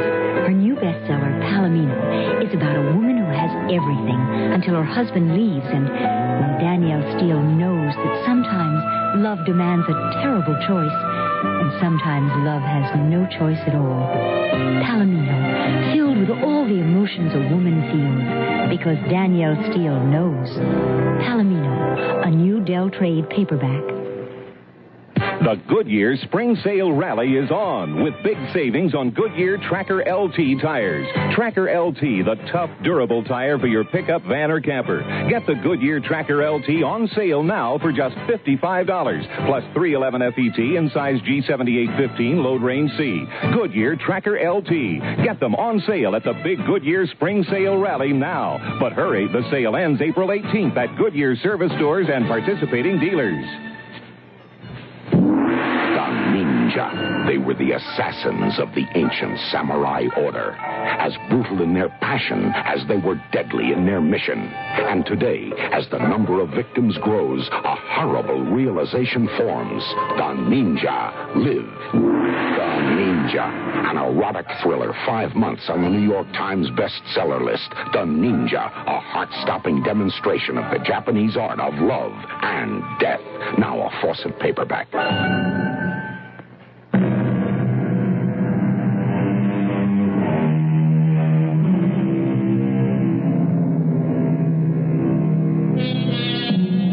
Do we have souls? Do the animals? For that matter, do the birds? And the insects? And what about the plants? And the trees and the flowers? Remember Lona's vision of the thin mist escaping from the flower taken from her father's buttonhole as it faded and gave up its life? Perhaps everything that lives has a soul. Our cast included Christopher Tabori, Jada Rowland, Norman Rose, and Bob Caliban. The entire production was under the direction of Hyman Brown. This is E.G. Marshall inviting you to return to our Mystery Theater for another adventure in the macabre. Until next time, pleasant dreams.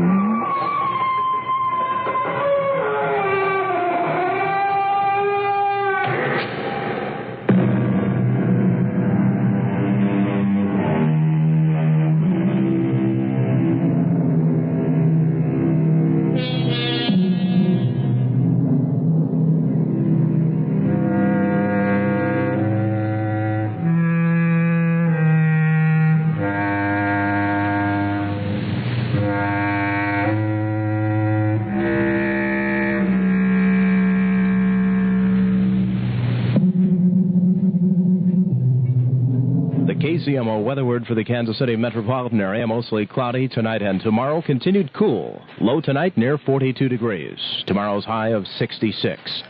Cloudy with a good chance for showers Tuesday night and Wednesday. The low tomorrow night around 50 degrees and a high Wednesday of 68. Probability for rain is 50% tomorrow night. East winds at 10 to 20 miles an hour overnight, becoming southeasterly tomorrow. That's weather from News Talk 81 KCMO. You're listening to Larry King on News Talk 81 KCMO, Kansas City. Mutual News. Authorities in Atlanta have now identified the latest body found in the Chattahoochee River. It was discovered Monday afternoon by a farmer.